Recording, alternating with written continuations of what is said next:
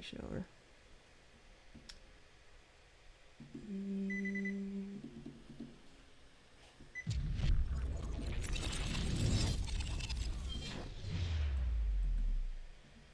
Yeah, I had a pretty busy couple weeks.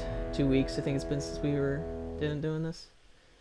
Um, and I had I was on military orders for showing up in my unit, and I was busy with a lot of that stuff that kept us pretty late. Not doing anything in particularly important, but it was late. Sounds about usual. Yeah, that's how it goes. It is funny because it's like some of this like government waste stuff, and you're like, yeah, I mean, look, you're not wrong, but maybe you should find a substitute before we fire all the air traffic controllers. You know, we've had how many plane crashes in the last 3 weeks? Sorry, I should not be saying this. I could get fired. It's fine. You only have one person watching. Yeah, I know, right? I'm not famous enough for this. I'll just cut that out whenever I post it on YouTube. Not famous enough for anybody to give shit. It's funny because I actually had something happen. I don't know. It's like 7 years ago or something. 6 years ago, and I was I posted a thing, and it was a little bit critical of somebody, and I had my first sergeant call me and was like, "Hey, sir, you know, we're not supposed to say anything that could be interpreted as being critical of the Secretary of Defense, who is in the chain of command." And I'm like, "Oh, oops, oh." I was like, "Oops, I will take that down right now." It wasn't even that bad, but and it actually all I did was repost a story like from the New York Times, but whatever. Best to play it safe. Yeah. All right, so I guess I invite you, right? Or oh, did you just join? Yeah, I'm joining yet. My game's still loading, but yeah, I can join on you. Okay.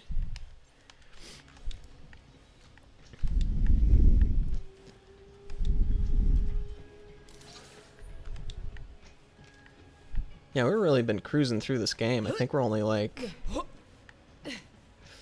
we might be like only 4 or 5 hours from beating it. Maybe. The standard mode, anyway. Yeah, it's weird because like you can go through it super fast, or it can take forever if you do a ton of the side stuff. Yeah, no, it can. I don't even think on Borderlands 2 I ever did all the side missions. I mean, Oh yeah, I didn't even do even close to all of them in any of the Borderlands. it would be There's just nice. so many. It would be nice if there was like a ranking system or something where players could rank like the best side missions, so that you would know which ones you should try. You know, because like Yeah. there's so many. It's like, hey, this is like a 5-star, you know, side mission. Yeah, and that's what always gets me. It's a complete roll of the dice whether it's going to be like a really cool little thing, like has some story to it and all that other fun stuff, or it's just going to be like shovelware content that's just not even worth the time. Yeah. All right, let's see. What's our mission here? Going rogue. Talk to Clay.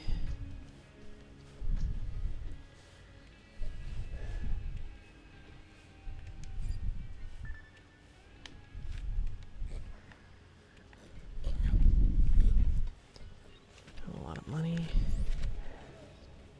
Not really. I guess we can fast travel at least to the general area. Let's see. Eden 6.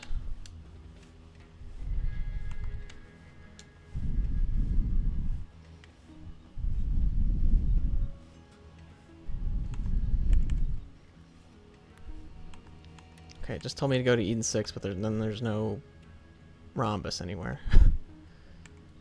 No, yeah, sometimes it's a little bit weird and you just have to go to it. Floodmore Basin. Okay, whatever. Let's do it. We should do a sound check. Hello, hello. Hello, hello. Cam, say something. Something. Cam, say something. Something. Cool. It's working. Ready for a fight? Nice. Dude, so back when I used to do this before for a while, we had one of the best like streaming sessions where we were like crying laughing the entire time, or like just having like, it was just really, really funny. I mean, of course nobody was watching, but and then when it was done, the frickin' audio was off the whole time. Oh no. Yeah, we went back and were watching it, and there was no audio in the recording at all. Oh, and it was our best, like, oh my god, yeah, we were like crying, laughing at what was happening. We were playing the game A Way Out, which is the prison escape co-op game. Mm-hmm. And yep, all lost. We just have video, silent video. It's like a silent movie. Yeah. It's gotta be one of the biggest heart drop moments in like, streaming and everything. Yeah, yeah. There were other times when stuff like that happened where it was like, but yeah. We were like, oh, it turns out there was like a, yeah. All right. Do we need a vehicle? Oh, see, now there's a rhombus. Okay. Maybe there was there before. It was just... You can fast travel to the... It's in the town. Yeah. Where the hell is everybody? Sometimes you just have to be on the map for it to show up. It's a little bit Smooth weird. operator. Glad you're here, because I could use a hand. See, I used to run with a smuggler crew called the Rogues. Well, I called them in to find the key fragment, and they did. Infiltrated the COV and went deep undercover. So deep that now I can't get a hold of those bastards. So I need you to track them down. Here, take this. This... Back the rogue site. It's a gun. Identifies thieves and makes them more punchable. Handy. Rogue Yeah, site can this do it chest all, was baby. closed for some reason. Leave secret messages, hide loot, mark POIs, lay traps. Every smuggler in the Rogues uses one. And now you got one. Like I said, the Rogues were running counter ops against the COV while looking for the fragment. With that Rogue site, you can track them down. I hid some loot nearby. Go on, give the Rogue site a whirl. Just look through the scope.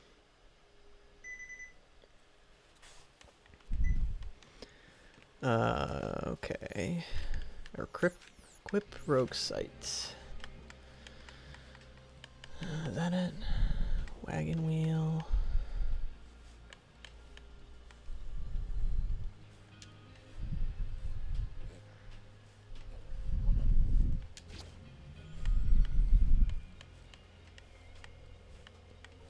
Do you see the... Oh, there it is. Weird looking thing. Revolver. Okay. Looking through it. What is this accomplishing? Shoot rogue site marks.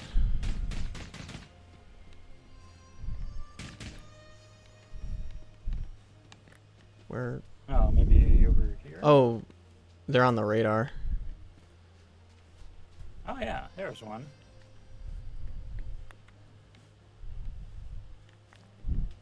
Are they? I don't see it. It's good. Is it like a Aiming down the target? sight. Yeah, aim down the sight. Oh, okay. There you go.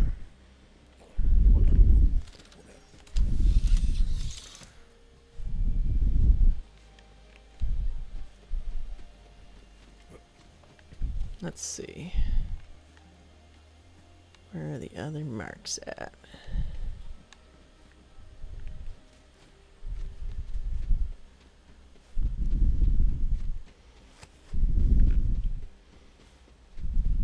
Vault Thief, need your help. See, we're victims of our own success. Remember that vid where Troy super murdered your siren friend? Well, how do we top it? I don't know. Do we kill some orphans or kill some puppies? Grandma bunch of puppies into an orphanage and burn them to the ground? It's a dilemma. What's gonna keep the offerings flowing? Oh, Ty, maybe we'll let our followers decide. A murder poll! Love it! Gotta run, Superfan. The Great Vault beckons. We'll be gods soon, bitches. Later! Oh, I just hurt you and your monkey. The hunt will continue without me. Oh, you're down? Jeez. Breathe and focus. Yeah, it burned me to death. I guess that was my fault.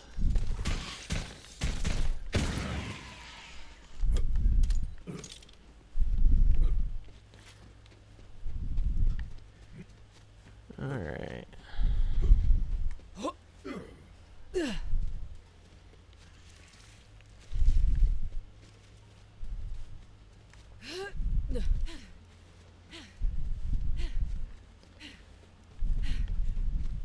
One of my crew must have left something nearby. Look down the rogue site scope and you'll find it. The reason I kept you around. You put that to good use. There is So much power. Here comes the drum.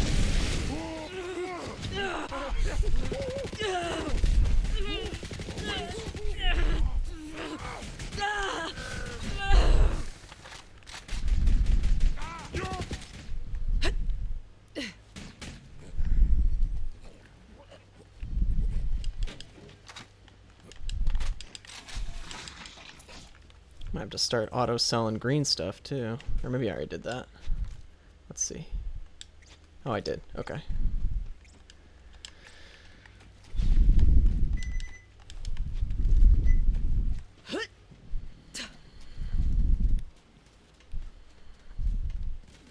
Go to Ambermire.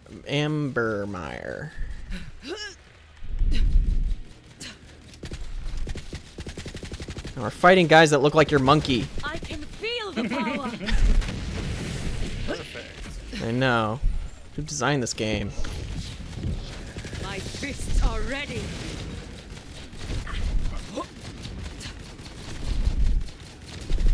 Poor form. That's what did you in.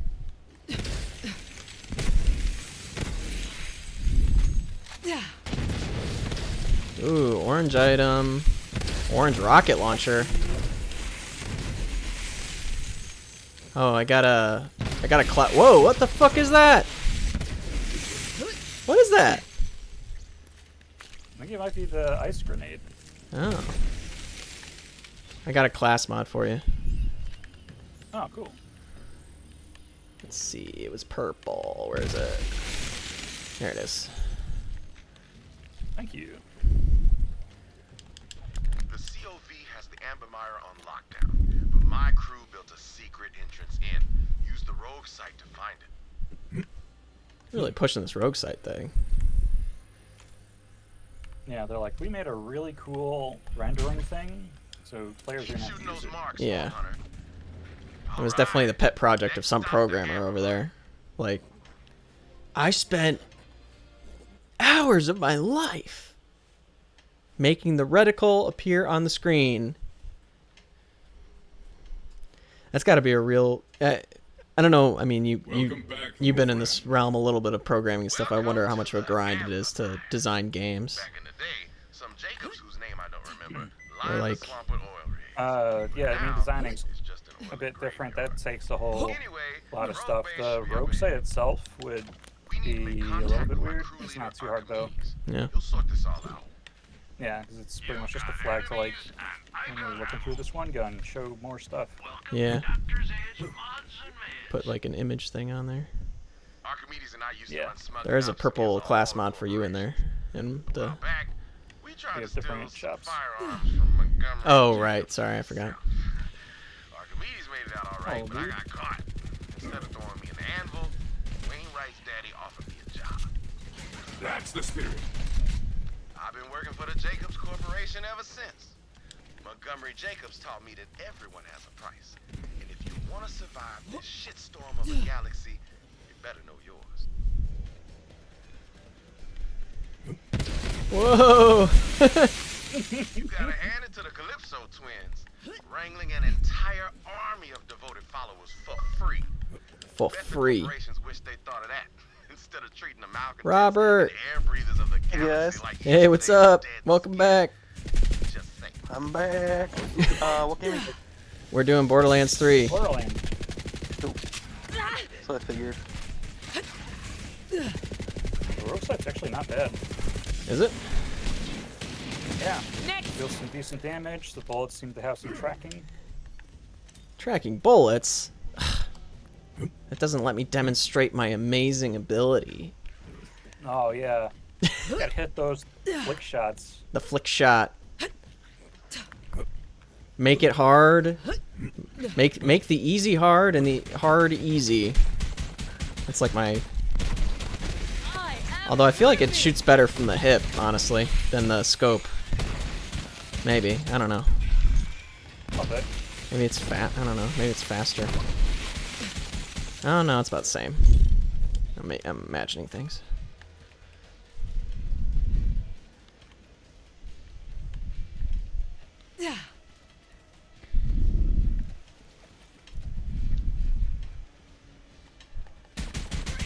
Bring it on, Boltley! Ah!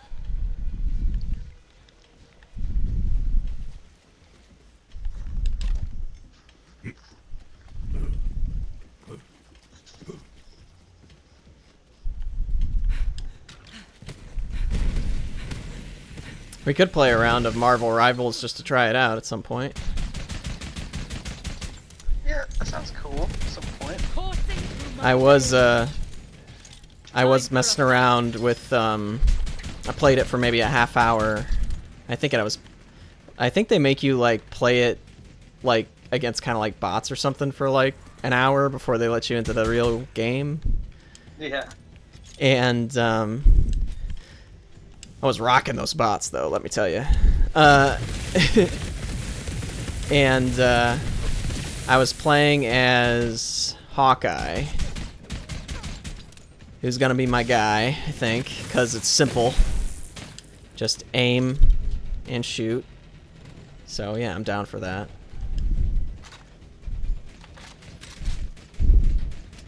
There's another thieving monkey over here. We got another orange off of him. Oh, thieving monkey.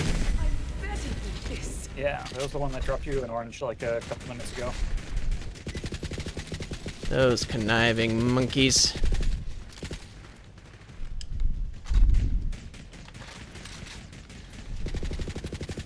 A gassy jabber.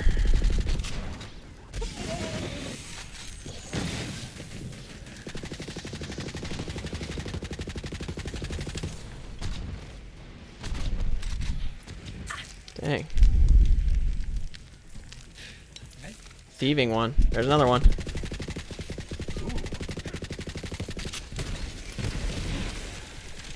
Oh, did he just disappear? Did he like dig into the ground? Could be.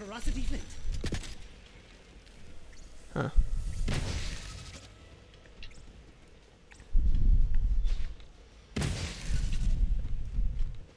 Welcome back, Robert. Thanks, guys. Good to be back. Good to be back, getting the band back together. Yeah, your brother just said he's going up to the cottages this weekend. What? Yeah, he's gonna go ice fishing with William and a couple of his friends. Hope he doesn't fall in. Not too warm up there, I guess. Dude, it's been frigid here the last 2 days. Yeah, I was gonna say I don't know about the cottage specifically, but it's been 0 degrees for a week, so. Frigid. It's That's- been a bit of a deep freeze. Yeah. And I thought I saw something about like grooming the trails up there for snowmobiling, so I mean it's got to be decent. Yeah. That's cool. Dang. Bringing William with some friends. Looks like there's a chest down here. With a rocket launcher.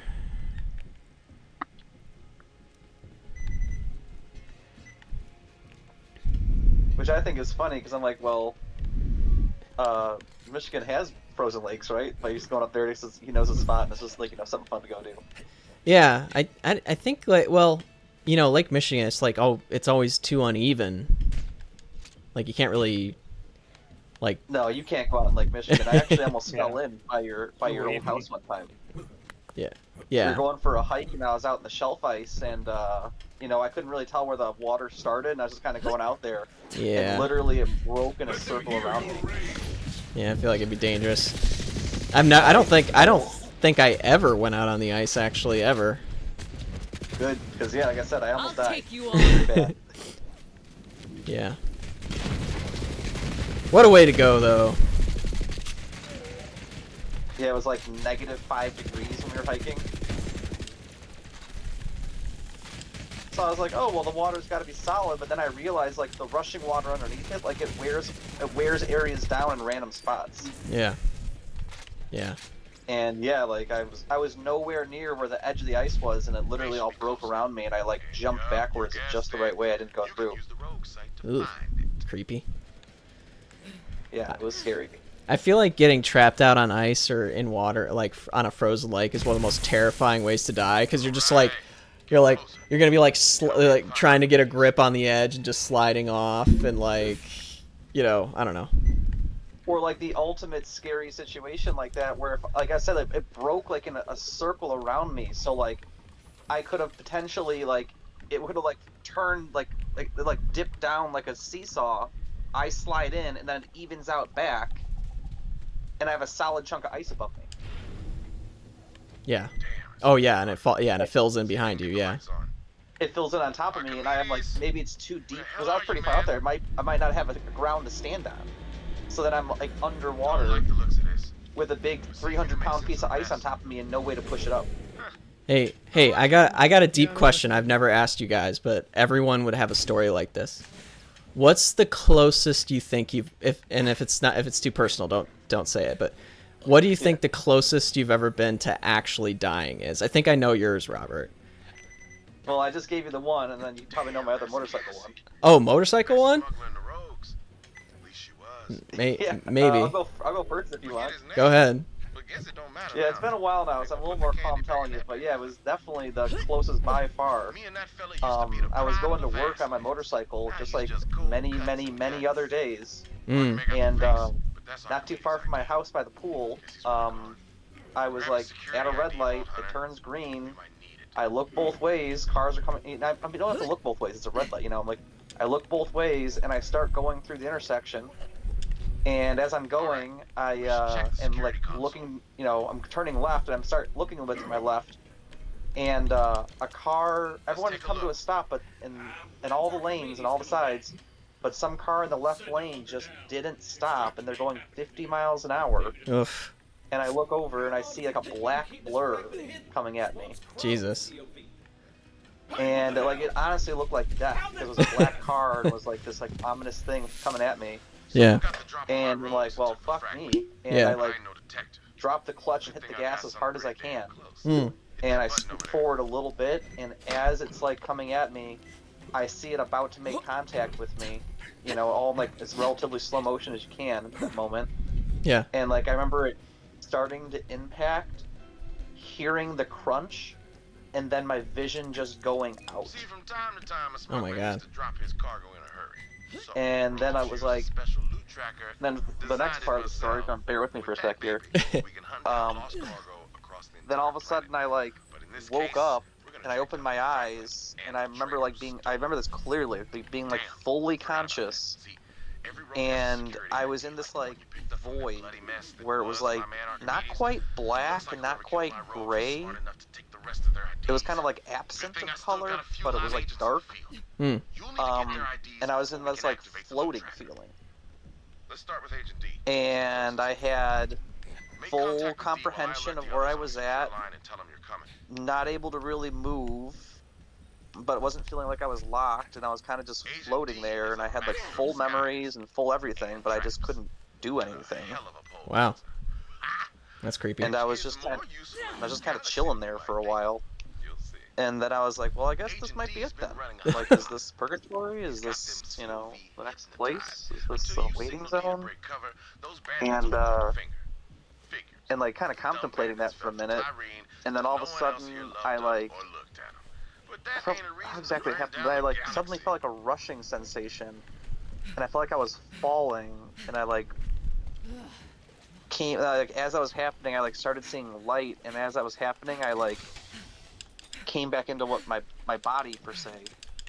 And right as I was happening, I like opened my eyes in the real world, and then as I opened them, I just sat up and then stood up. Wow. And you were just like on the pavement? Yeah, my motorcycle was like 12 feet from me. Oh my god. Like in pieces.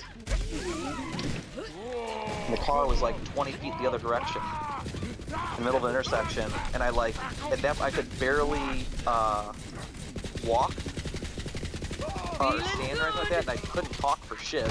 Yeah. And I like realized I'm in the middle of an intersection. I kind of like mosey over to the left turn lane's like median, and as I'm there, all of a sudden there's a lady in her car, and she's got like her children and like maybe her children's friends. It's like 3 kids like under 10 years old, like over 5. And that's the woman who hit And you. they're all just... No, that was just another woman. Oh, okay. And she like called me over, and I like went over to her window, and she had like the Saint of Safe Travels in her dashboard, like hanging from her windshield or whatever.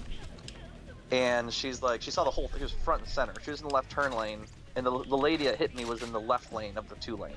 So this lady was on the left of her, saw the whole thing. She was dead center, and there's saw the whole thing. And she said that as soon as I got hit and went flying, that she started saying a prayer to the Saint of Safe Travels. Oh yeah. And when she finished the prayer was the exact moment that I sat up. Oh wow. That's quite a thing, huh? Yeah. Yeah. And yeah, that's why I have back problems. And that's why. Oh, no. Did you get any kind of like lawsuit or anything against for this? It took years, and I got a decent paycheck out of it, but it was kind of a fucking hassle. And like in the end, now I know what the lawyer was saying. Like, I was hoping to get a fuck ton of money because like, come on, Right. permanent damage to my body, and almost killed me. Right. But in the end, all she did was get a ticket for running a red light. Oh my Her, god. her insurance paid me some money. And now I get the lawyer was saying, he's like, I could give you any number of money, and you're never going to be happy with it because it's always going to suck. Is essentially the message. And he was right. I was hoping to get like 10 times that amount of money, but it didn't work out. And yeah, it's, in the end, it's it's helped me in my life and move forward a little bit and stuff like that. But in the end, yeah, it fucking sucks. Yeah. I think yeah, that does suck. Building on that story, since I have a similar story, but less harrowing, certainly, because I didn't actually get hit. But if I had gotten hit, I probably would have died, straight up. I was crossing Red Arrow, which is that highway between the... I was probably 13 or 14, riding bikes with my friend over to the beach. And I was crossing Red Arrow, that main highway in Bridgman, on the way to the beach. And we're crossing it, and we got the light to go. He's riding behind me. I'm going first, and going like clear, and all I hear are screeching tires. And I didn't look, I didn't do anything. I just kept going. Like, I just barreled down and kept going as fast as I could, and all I hear are screeching tires behind me. And I make it across, and I just like, he comes behind me, and I ask him, I'm like, how close was that? And he's like, he's like, it was close. And then fucking like 5 minutes later, a police officer like drove down and like found us and was like, were you guys somebody must have called the police or something. That's how close it was, because an officer came and talked to us, and then another person I think pulled up and talked to the officer. They're like, no, the guy just like sped through and like kept going or something. So somebody like basically ran a red light going I don't know how fast. And yeah, I was scared to cross Red Arrow for like a year after that. So, they put the one cop on it? Yeah, they put the one cop in Bridgman on it to investigate the case. And he got the wrong guy. He was coming after the child on the bicycle. Yeah. But yeah, I was like, well, yeah, pretty sure that would have been lights out for me. Yeah. Yeah, that's a close. I had another one, but that's definitely, I think, the closest. Yeah, something similar happened in Des Plaines with my buddy Dominic when I was growing up. We were going across kind of by downtown Des Plaines, and we were just riding our bikes, and he didn't really have brakes on his bike. You know, he was just kind of riding, and like, you know, we just coasted to a stop and this and that. And all of a sudden we're going. He wasn't really paying attention. He was coming up to a red light and was planning on just going through it. And like there was a building kind of in our way of our view of the cars coming. And we get clear of that building, and he's not really paying attention, like I said. And like a box truck is like barreling down the road with a green light, like no plans of stopping. You can't really stop that quick. And I see that's all about to happen, and Dom doesn't even realize. My buddy Dominic, you met. And all of a sudden, I like gun it in front of him and like slam my brakes and cut him off and like ram him to a stop. And like we stop like probably 5 feet short of the intersection. And right as we come to a stop, the truck just comes by us. Oh my god. And from that moment forward, I was like, you're in life debt to me. Cam, you had a close one before? Yeah, I had one that was really close. When we moved back to Illinois, my friend Bob had a pig roast over at his house that his parents were having. Mm-hmm. And there was these two, like, trays full of little cups of Jell-O. And one of them said kids, and the other one said adult only. And I thought to myself, fuck authority, I'm having the adult ones. So I had a whole bunch of the adult ones. Oh. Turns out those were Jell-O. Yeah, turns out those were Jell-O shots. So I completely blacked out, woke up sometime later, and I am surprised I did not die of alcohol poisoning. Wow. So yeah, you did a bunch of adult Jell-O shots. Do you know how many you did? No, but a lot, like the whole tray. Oh my god. I'm surprised you didn't get Yeah. And you didn't have to go to the hospital or anything? You just passed out? I have no idea. I woke up sometime later at home. I don't know if it was hours or days. Oh my god. Like I have no idea what happened. Wow. Well, hopefully somebody must have pieced it together. That what happened, because like oh yeah, there's an empty tray. My parents were really pissed at Bob's parents for like letting that happen or something like that. Yeah, well I bet, because you could have died. That's wild. Smooth operator. Now it's time to track down Quietfoot, hunter by trade, dead drop master. Been setting up listening devices to gather intel on the COV. Let's check his dead drop and see what he's been up to. That's wild. You know, Robert, the one I thought of though was when you got stung by all those wasps or those bees. Yeah, you think that would be it. Yeah. Remember that? See, I don't think I was at the cottage for that. Cam, do you remember hearing about that? Or were you at the cottage for that? I don't think I was at the cottage for that, or I might not have just like missed it or something. But I have heard that story a couple times. Yeah. Yeah, and I remember it happening. Yeah, it was crazy, and the bees coming around like a movie. Like I heard all the wasps come around the bend of the tree. I was like, I look over and there's just a swarm coming out, literally swarming me. Yeah. Yeah, because that was that old tree with like the fort and everything, right? Yeah. That's the one. I was up on the fort. Everyone was always using that thing, and everyone ran inside for dinner. And I was like, well, fuck that. I'm gonna play out here for a few more minutes. So I got the whole fort to myself. King of the castle, king of the castle. And I was jumping around and like really jumping around and really screaming, letting it out, letting everything come out. Because I was having fun, you know. And it's all only no one could stop me. No one could get in my way this time. Oh, so the wasps were just encouraging you to scream. Yeah, the wasps. The wasps were like, "Hey man, like it's getting too late for that. It's dinner time. It's time to start calling it quits." And yeah, they all fucking, you know, after we've been playing on the tree for hours, you know, I start going crazy, and they all come out and swarm me. And yeah, they all start latching on them. They sting you first, and they keep biting you, and the bite's as bad as the stings. And I'm 20 feet in the air, and then all of a sudden I'm trying to get down the ladder. I make it down like 4 steps, and I'm like, that's enough, and I just jump off. Unreal. Like, I'm gonna risk it. Go all the way down, run to the door, and my mom meets me at the door down there because she saw what's happening through the windows when someone alerted. I think it was Cam's mom alerted her.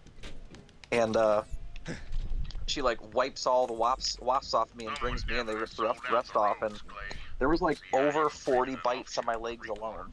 Unreal. And yeah, they gave me some ointment, but they started bringing me home that night, and then we stopped at a hotel, I remember, and then I was like just up vomiting all night from venom poisoning. Yeah. And yeah, like you know,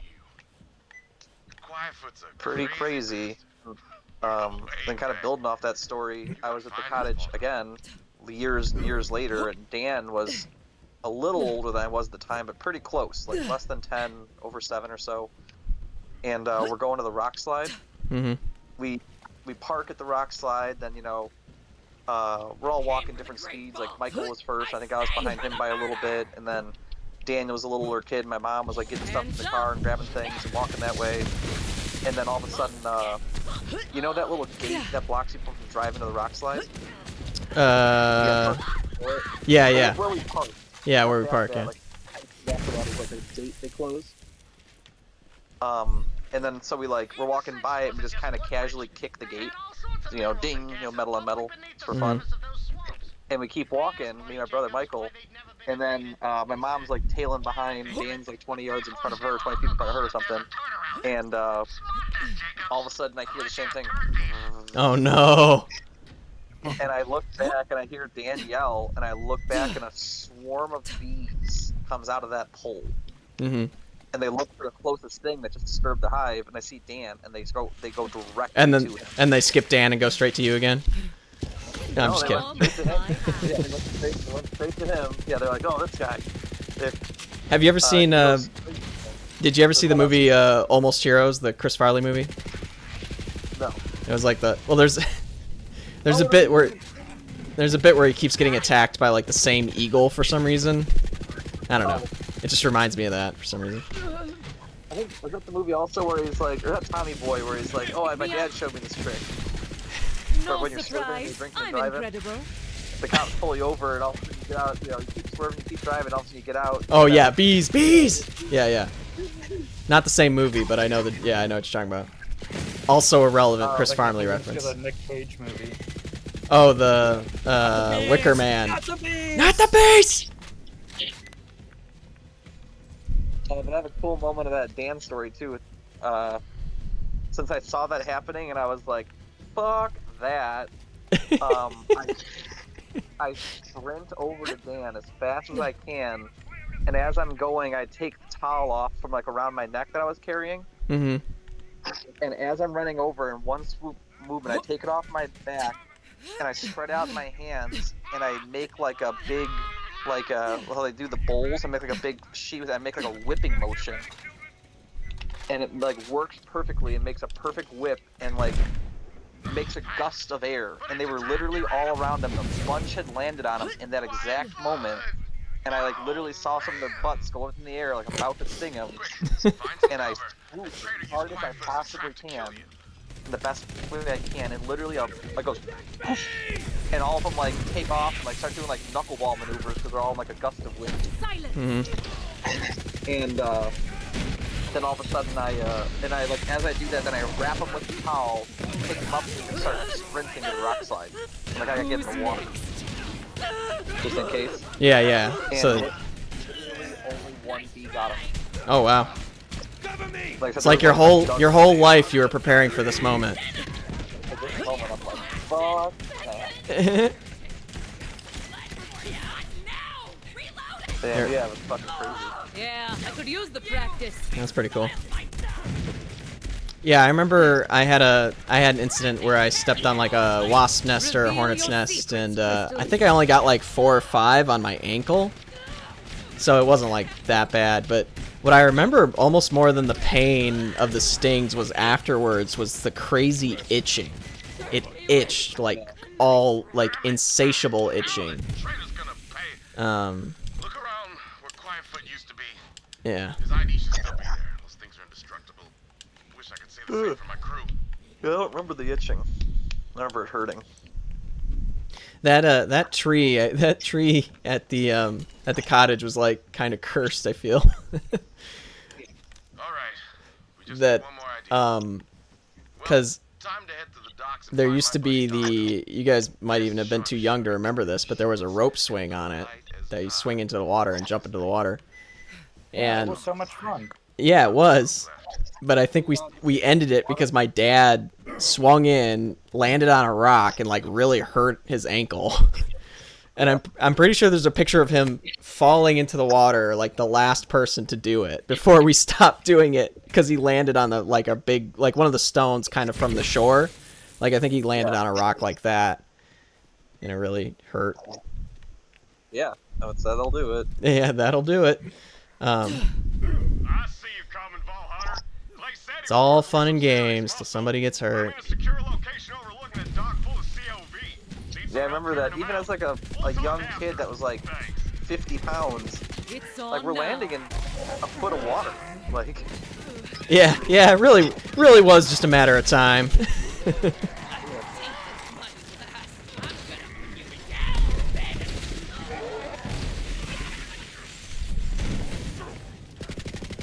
Is that the best you've got?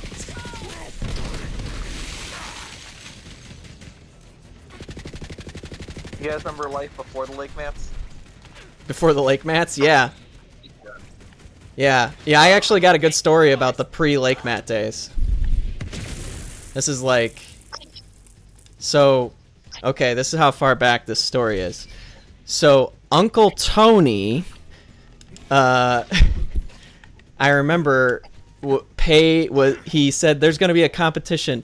I'll give $5. It might have been $1. It was like $5 or $1 to whoever can get the biggest pile of seaweed between me and Michael. That guy got like an hour's worth of child labor out of me and Michael to like clear out all the seaweed in the front of the lake for $5, like a fucking sweatshop. For each of you. Like, What? I remember it was a competition too. Since you both didn't even get 5. No, it wasn't even both of us. COV. Got you covered. Yeah. Good luck. Yeah. I'm pretty sure I won. I don't know. But I can't. Yeah, I mean, I remember. I think I was helping. I think I was like trying to add Michael's pile or something. And like, yeah, they were like the size of a walrus, like a giant pile. I think there is a picture of it too. Yeah, because that was all the way back when, like, every time we go up, everyone's got a rake, a wheelbarrow full of seaweed. Yeah. Back. And then someone started. What's that?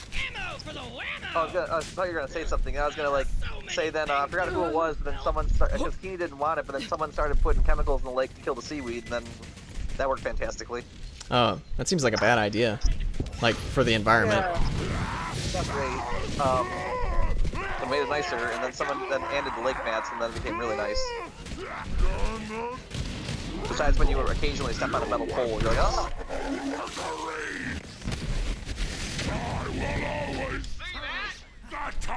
Got him. And then my dad and I started doing the perimeter spray every now and then. Please find some cover, Vault Hunter. Get rid of mosquitoes. Yeah. And yeah, that stuff works gangbusters. It is funny that as human beings, mosquitoes have been like the worst thing for the entire existence of humanity, and we still haven't quite figured out how to deal with it. Yeah, they're really close. Oh yeah, aren't they like breeding like one that can't reproduce or something? Maybe? Yeah, it's wild.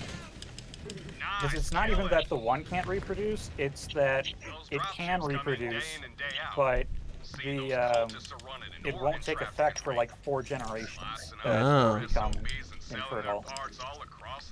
Interesting.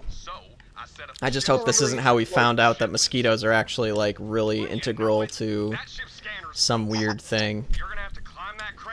Yeah, I feel like they always do Well, kind of scapegoat. Like, oh, you can't mess with the ecosystem. You can't mess with the ecosystem as humans just constantly mess with the ecosystem. Yeah, I know what you mean. This one, they've tried to learn their lesson. Like, they studied it a lot more, and they're like, yeah, we really cannot find any redeeming qualities whatsoever. Yeah. Oop, orange. The flood. But yeah, that is... some other bug will just Really be funny and really unfortunate because that's how they accidentally lead all the wolves. Let's see. I got some orange stuff to try out.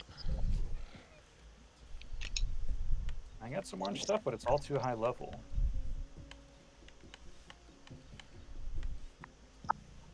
The flood.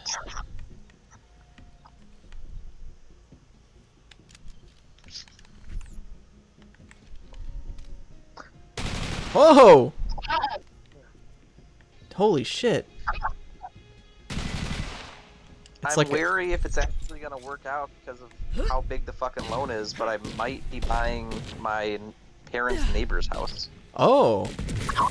Dang. I'm trying to move forward on it, and I'm pre-approved for the loan, but it's way too much of my salary. I don't know how a bank could approve it. Yeah. And if they do, I'm like, this is why we're gonna go to another housing crash because like, I can't be putting that much of my fucking money towards rent. Yeah, I've heard the market's pretty shitty right now. Certain That's ways. just shitty. Yeah, I mean, but the interest being up is killing us. And the houses are more expensive. They're the same prices they were in the peak of the housing crash in 2008. That was 20 years ago.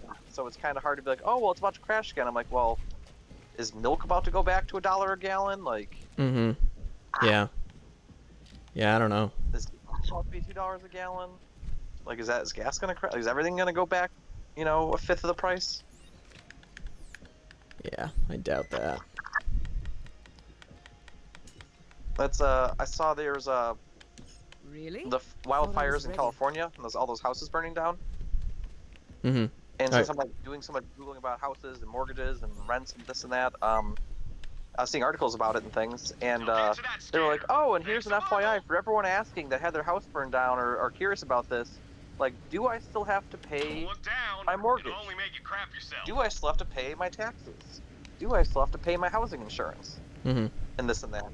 And they're like, and the answer to all of it is yes. Yeah. Yeah.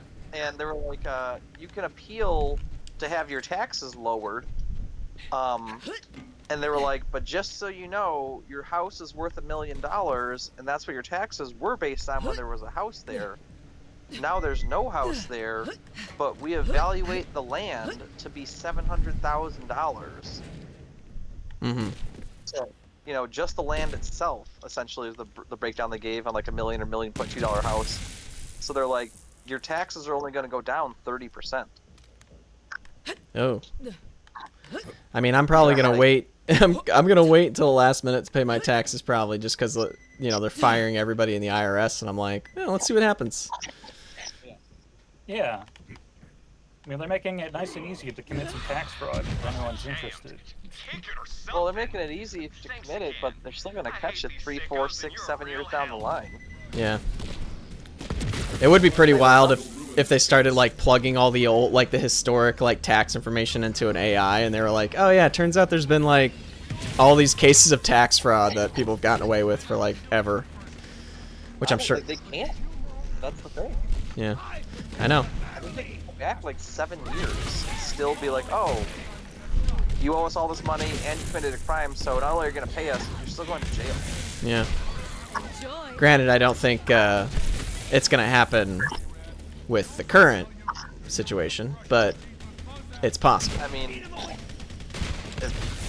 it's going to be hard to change the IRS quickly, but I mean, if it was ever going to be implemented, I almost think it would be this president.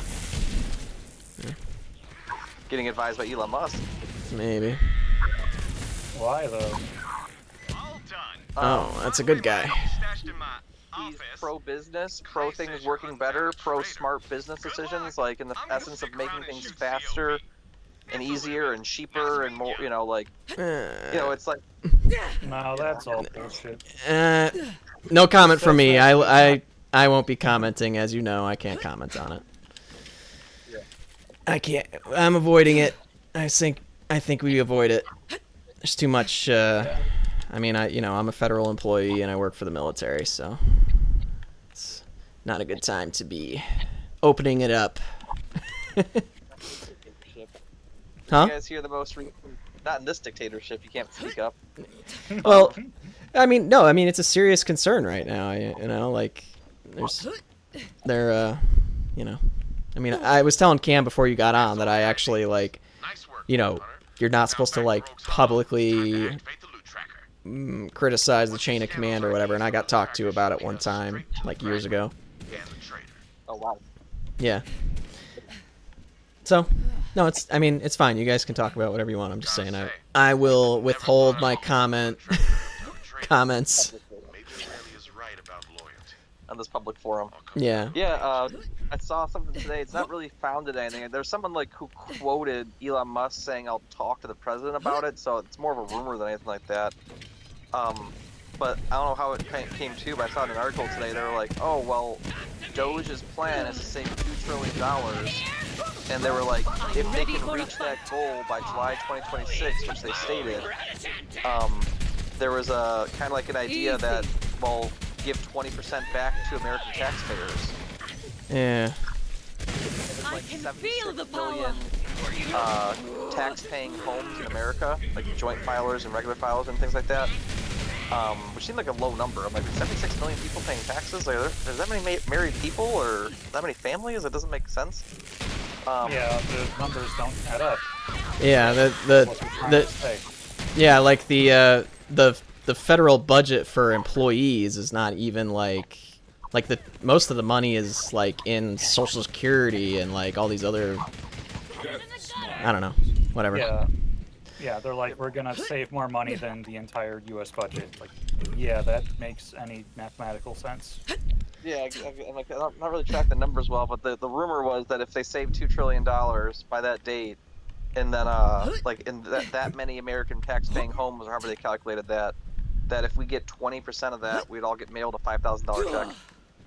Yeah, that math does not work at all. I know. I'm like even just the tax-paying homes. I'm like 76 or 96 million tax-paying homes. I'm like, you have to be a homeowner. Like, what are tax-paying homes? Like Daniel files taxes, and you know. Yeah, but also like, I don't know. I'll say this since he's not officially part of the government, Elon Musk. I mean, I guess he is or he isn't. I don't know, whatever. But he's not. But you know, like you cut a bunch of stuff. We're gonna cut everything that the government's doing, and then he made how much of an offer on the AI company? $100 billion. He was gonna, like, that's not an unconnected thing. So like, what's the plan? Oh, we'll eliminate the services and contract it out to a company that I own to, you know, so like we're gonna make it fail, and then pick up the slack by paying for the services through a privatized source, you know, like that. Yeah, it's an AI services. So a quote-unquote discount. Could be. Then it would be the. Yeah, that's what I was kind of getting at with the whole IRS/other departments, but you can do that with like, yeah, like that's what I was actually thinking, like with the AI, like between AI and the pseudo robots and things like that. AI could do that through, like, it's possible for that to be the case, but that's also not the way, like, you know, this is the world that I operate in. So it's like contractors do the jobs, like it's like they charge, like, you pay somebody as a contractor 3 times as much to do something that a government person would do too. You know what I mean? So you get like people who basically get sniped from being a government or a military person. They leave the military and then they turn around and do the same job they were doing for like 2, 3 times, 4 times as much money.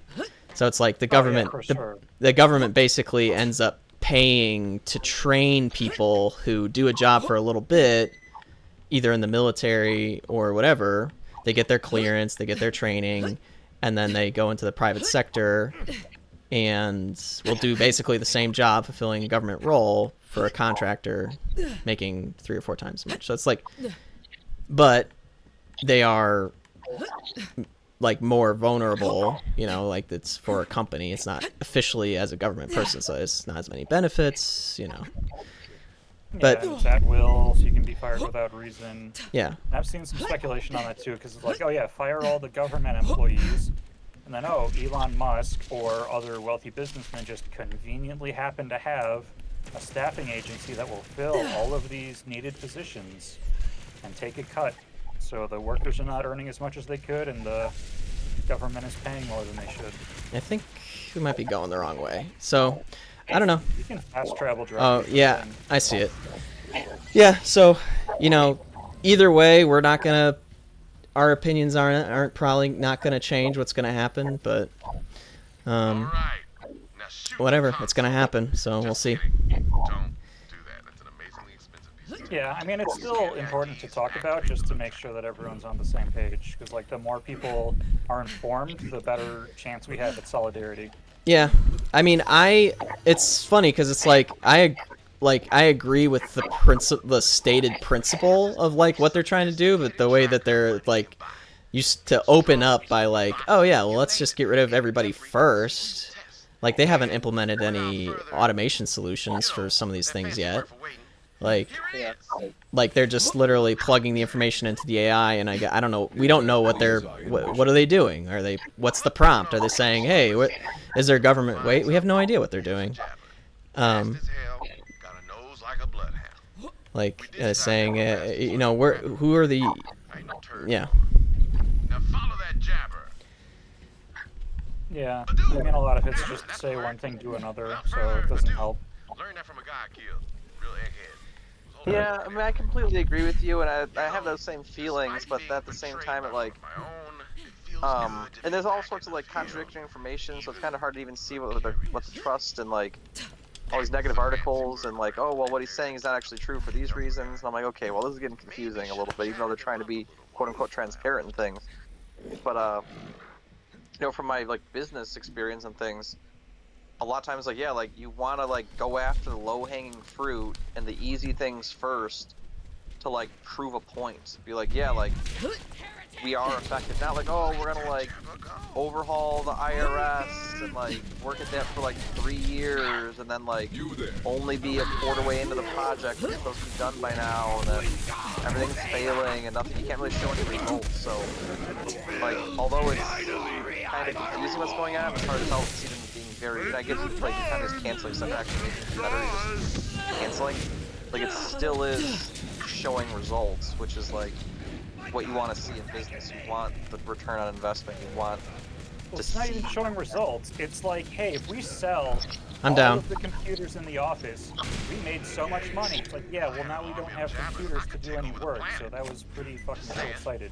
I mean, I don't know. I think it's worth like a month in. So like result. I mean, if you're saying like yeah, you fire people, then you don't have to pay them. I mean, yeah, like.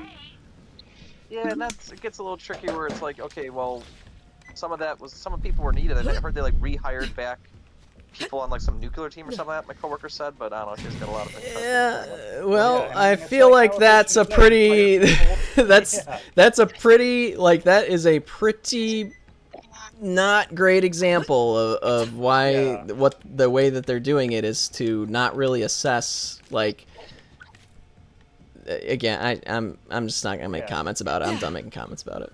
If you want to go results-oriented, that's a very, very bad result. Yeah, like, that one sounded bad, and that's why like cutting people's jobs that are needed. That's an issue. Well, I mean, there's also like USAID. Like, it's not even people's jobs. It's like, hey, goodbye all of the social programs that Americans rely on, and also goodbye all of our soft power around the world. Yeah. Well, let's lighten it up a little bit.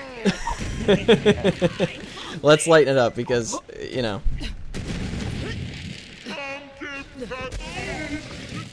But oh my God, what in God, what? Good times for me. Oh, you I don't just made know. a big I like mistake. blew up and then came back like immediately. Oh, you must have killed something. Guess so. I guess we're following this electric monkey. That jabber's trying to tell us something. Yeah. Use the elevator.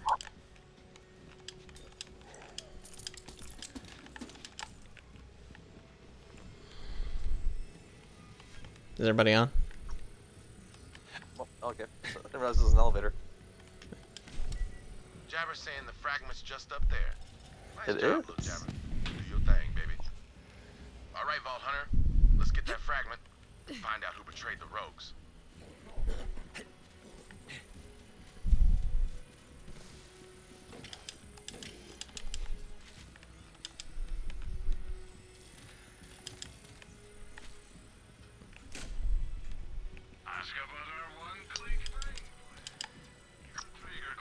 Hey, Robert, what you been up to the last couple weeks? It's been like 2 weeks since we played, really. Yeah, what have I been doing? I've been doing a lot of blocks, and I've been trying to save that money. Yeah. That's a little dicky. Are you still dating that girl? No, I'm not, unfortunately. I was just about to say, Oh. I'm not positive. Like, oh, I bring it up or not. I'm sorry. Yeah, you know, it sucks because, like, I honestly think that we were meant for each other. But, like, we both weren't, you know, doing the right things at the right times, you know. So it's just like a circumstantial thing, like too busy, different parts of your life type thing? A little bit, or like, you know, I have some issues with, like, you know, thinking I'm right about a lot of things, or like, be like, oh, I've already considered your point of view and things like that. Like, Agreed. Right. No, I'm kidding. I'm just being a jerk. I was. No, go on though. Yeah, go ahead. But just like, you know, so there's things like she was bringing up that I need to like work on. I'm like, and I was trying to work on them. Yeah. Hopefully she's not listening in. But nobody watches. Yeah. Okay. But then one of the things like taking accountability for your actions and this and that. And like, I'm like, oh, well, like, let's take accountability for your actions too. And she would like flip the fuck out. Yeah. And she's like, if you think I'm doing something wrong, then you're truly not taking accountability for what you did wrong. Yeah, And I'm like, no, like, we both did something wrong in this situation. Like, I'm taking accountability and addressing it and like saying I won't do these things going forward, or like I see how it hurts you and understanding these things. Now you need to do that. Like, you also did something wrong and you hurt my feelings. Yeah. And I never saw that, like, once. Yeah. And it was frustrating because, like, that was like, it's like she was like a life coach. Like, she would not, like, anything. She would like pound that into me. Yeah. And like, and I was like, okay, like, and now let's look at your actions. And then she was like, if you just are gonna go from you apologize and then just start blaming me for everything, all you're doing is flipping blame and things like that. I'm like, well, no, I'm just trying to address what we both did, so I couldn't do it in the moment. And then like the next day or later on, if I try to do it, I was then like quote unquote bringing up old shit. Look, I won't say that there's any deja vu here, but I'll just say, like, sometimes, yeah. And I think that's what we were talking about at the cottage a little bit on the lake. We talked. No, I don't mean deja vu from you telling me. I mean me having similar experiences myself sometimes. Yeah. I mean, it's really hard. I think, like, it's really hard to strike a tone of, like, like, to me, the most toxic thing about a situation like that is, like, you're not, like, some in different relationships, it's like sometimes somebody's more sensitive to someone else, and, like, they might give it to you hard, and they can't take it hard. You know what I mean? And I don't want to say that trends towards, like, one person or another, but sometimes it's like that.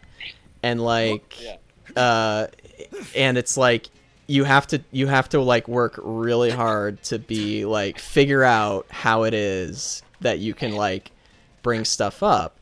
And like I have even been in those situations, and I'll ask, like, I'll bring something up where it's like, dude, like, there are things that, like, not even like a personal issue.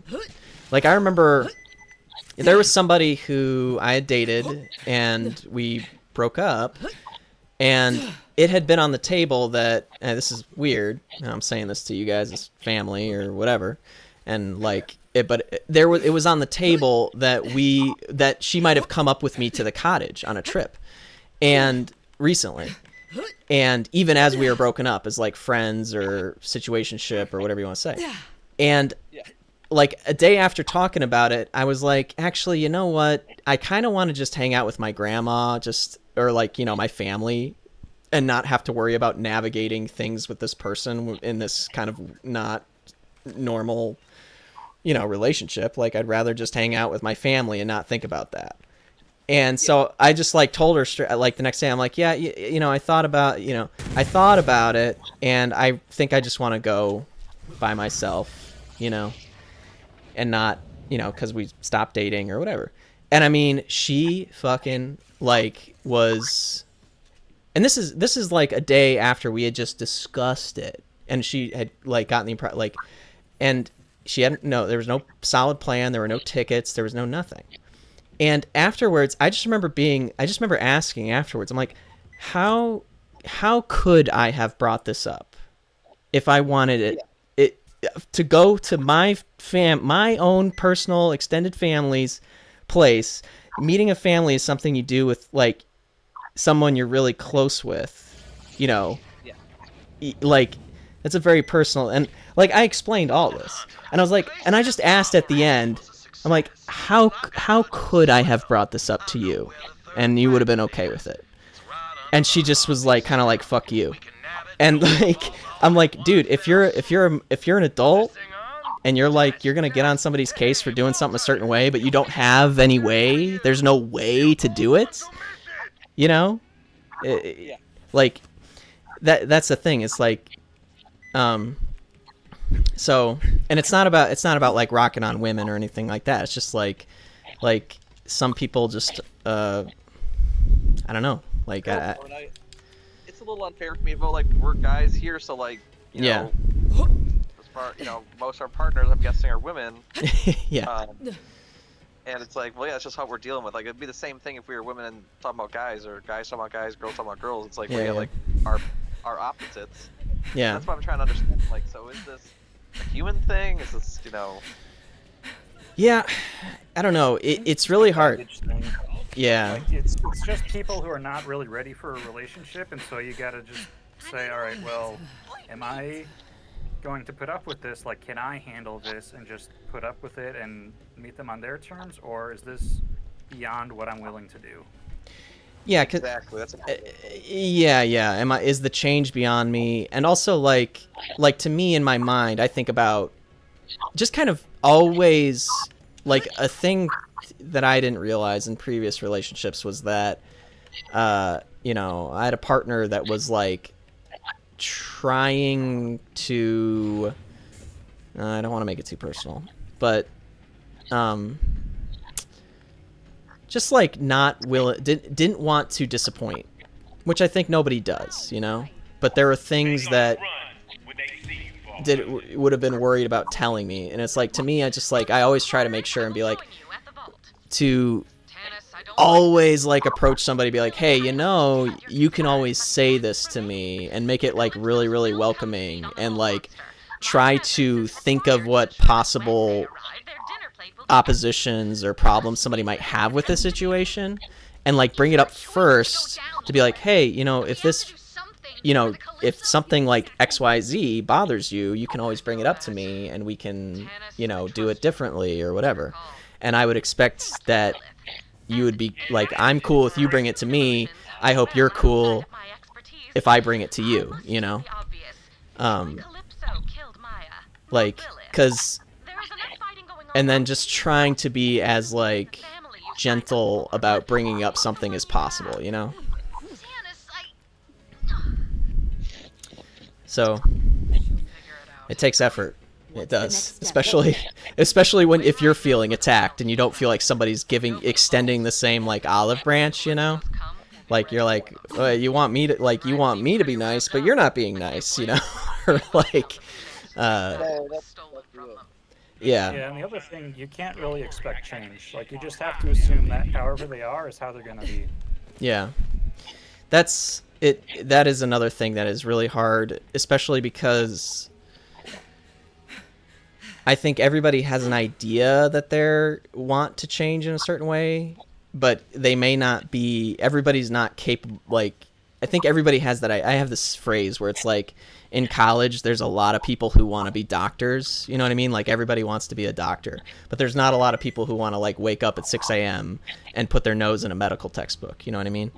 And it's like the difference between. So a lot of people have an idea of like changing, but there, to some extent, people have certain emotional and like whatever they have certain capacities, you know, that like, so they may be telling you that they're making their best effort, and their best effort may not be your definition of a best effort, but it might be theirs, and that's just how it is.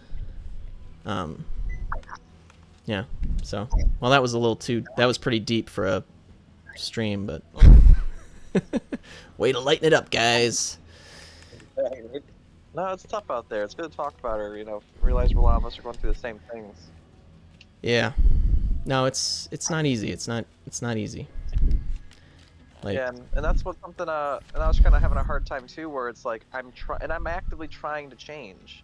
And I like the textbook, but I was also thinking, I'm like, yeah, everyone wants to run a marathon, everyone wants to have a great body, but yeah, no one wants to wake up at 6 a.m. and run for 5 miles. Right.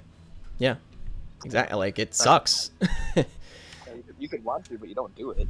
And it sucks. And the thing that sucks about it more than anything is the fear that you are going to put forth the effort and not cut it. You know? Yeah. Like, that's really tough. Like, that's a really tough thing. Like, so I'm trying to change and I'm trying to do these things, but like, you know, I wasn't doing them quick enough, and she was like, yeah, you know, you're not, you know, not what I want. Sorry, man. Yeah, it sucks. But that was also hard because then she was like, oh, well, yeah, like, you did all of these things and I don't deserve that out of my partner.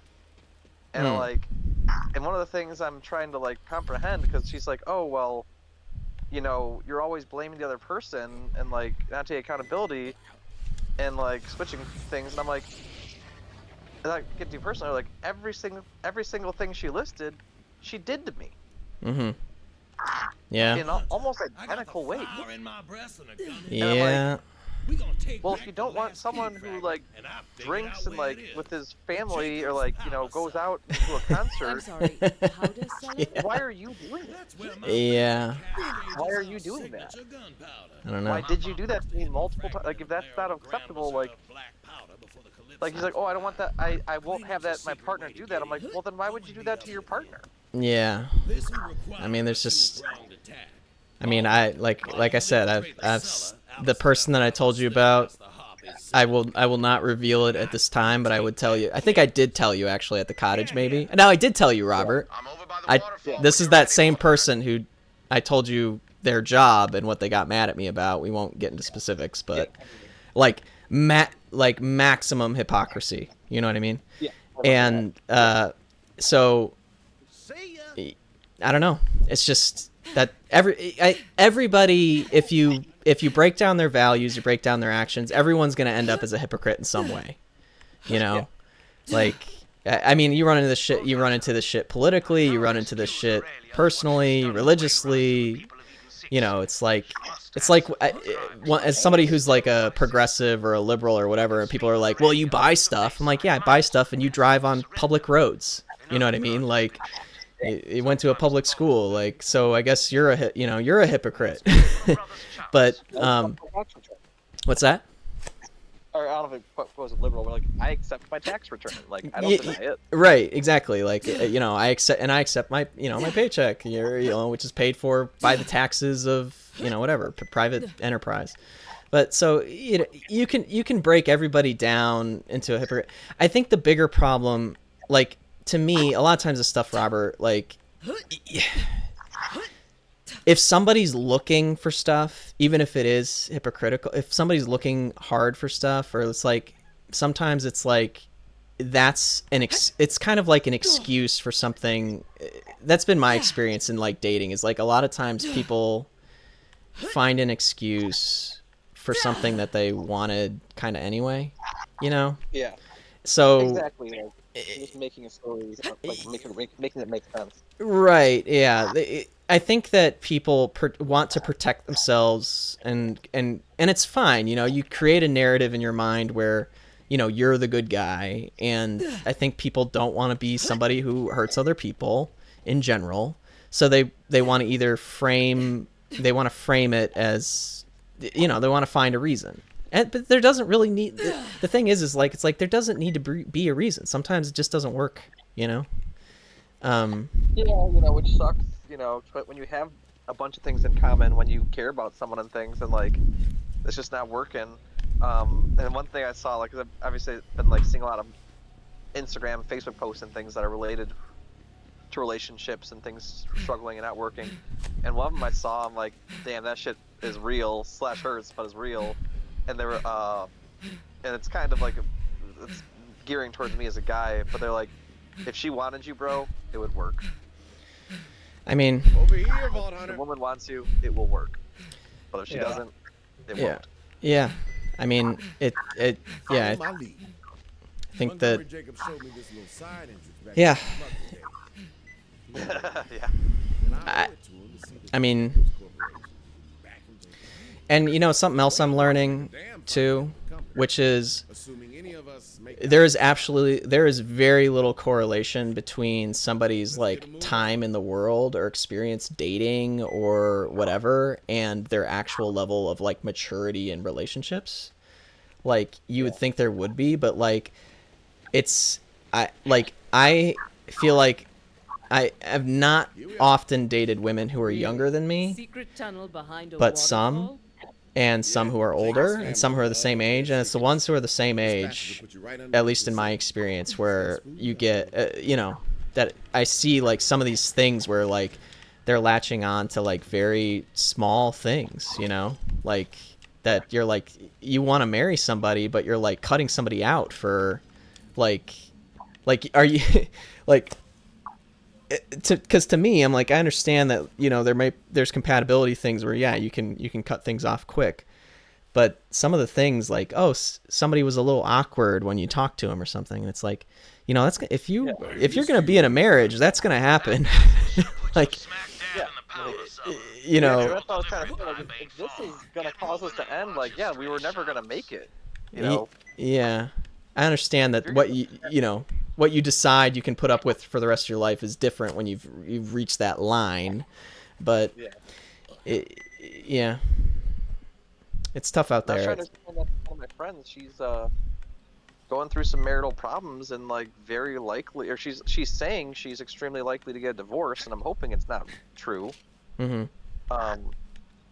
But yeah, like they're squabbling about things. I went to their house one time and they were like kind of squabbling about some stuff, and it was like about like the proper way to train their dog, or like which bottle of wine to open, or I don't even know. Like, yeah. it was the kind of things that were like comical, you know. Yeah. I could tell they were very, you know, they were getting flustered by it. And then Yeah. she was like, oh, now you know what goes on behind our doors. Like basically, like this is what, you know, when we fight, this is what happens. And I looked at her and I was like, if this is what you guys fight about, I don't think you realize how good you have it. Yeah. Yeah, I mean, but that's also one of those things where it's like the problem is not the problem, you know? Exactly. Like they may be fighting over like all these little things that seem pretty little, but there's something else, you know, at the root of it. Yeah, and that's why, like, that one thing I said, like, oh, if she wants you, it'll work. Like, well, so yeah, like, and that's kind of an interesting dynamic way to look at it, but it's more like, yeah, like, if things are working, it's gonna work. Like, the reason she doesn't want you is because she's upset. Like, and you gotta figure out why that's happening. Yeah. And from what I've heard, you know, and see, like, women tend to be much more emotional beings, and it's like, well, that's the hard part, is like, we're always trying to figure out why they're upset and making them happy, but like, I'm not always feeling it in reverse. But then, from what I've seen, at least in my experiences, it's like, well, yeah, but we're gonna have different ideas of what's right and wrong that we want to see for ourselves and from our partner. So like, maybe you want to see me be this more emotional person and do things these different ways, or acknowledge your emotions these ways. Like, well, I also want you to like respect my leadership as a male, and like, you know, different things that I have that, like, you know, are kind of more male characteristics. Yeah. And it's like, you can be as supportive to my emotions as you want, but if you're not doing this, I'm always gonna be upset. Mm-hmm. And Yeah. it's like, So I to link a video that my therapist actually sent me that goes over a lot of this stuff. Oh, that'd be interesting, Cam.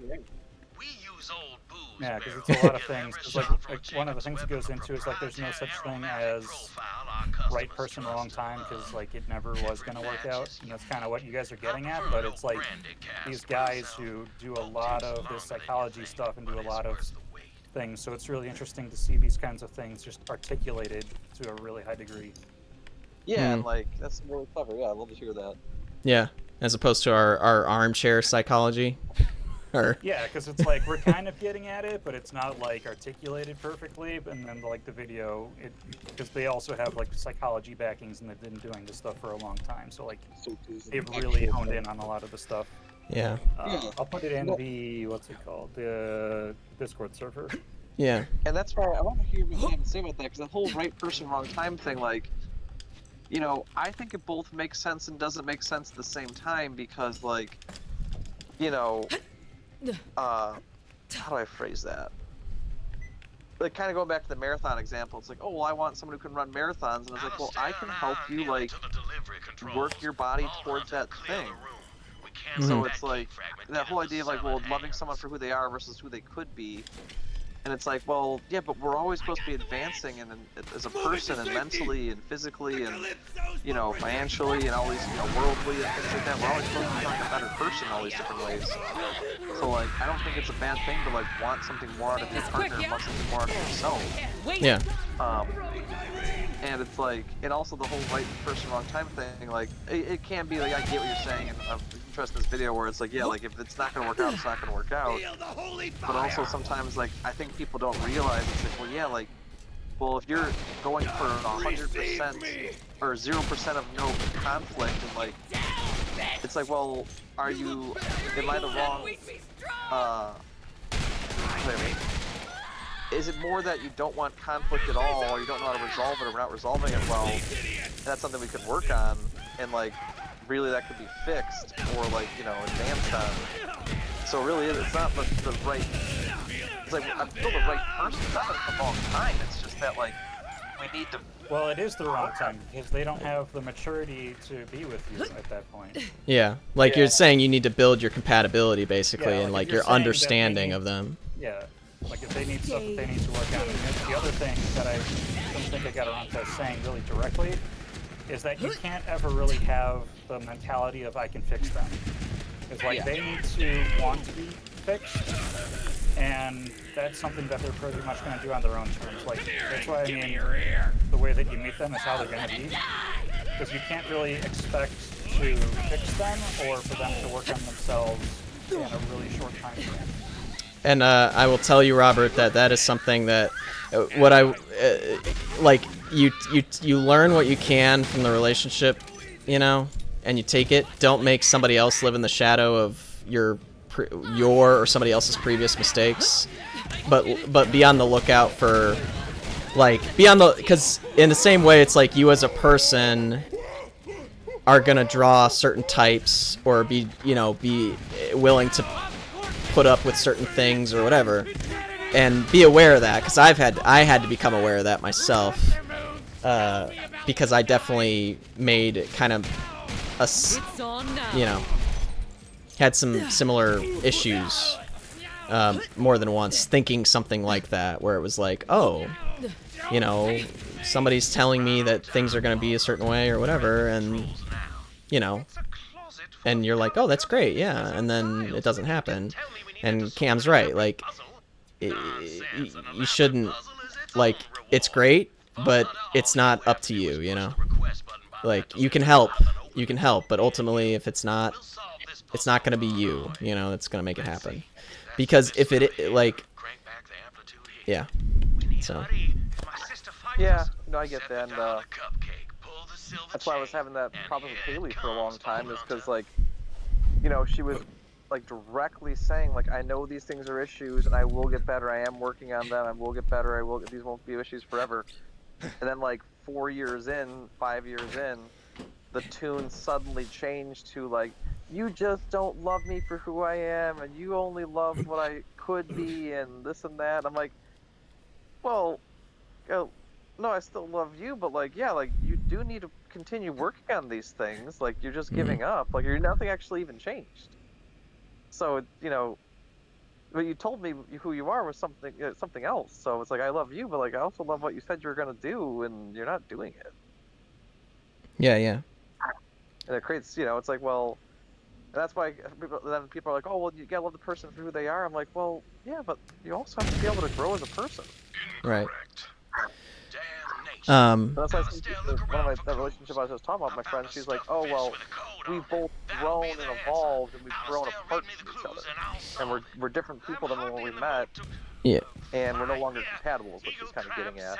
Yeah. And I'm like, maybe, but I'm like, but also like, you're both good people, and that's the hard part too. She's like, we're both good people. Like, I'm a nice person, he's a nice person, he's a good partner, but we're just like separating. Right. And it also sucks because it seems like it's an outgrowth of what you would think is a positive quality about you, right? That would be a positive thing in a relationship, is like, making an effort, listening, and or being I don't know. But I'm gonna step away for a second and make a quick phone call. I will be back and just carry on without me. I'll be back in just a second.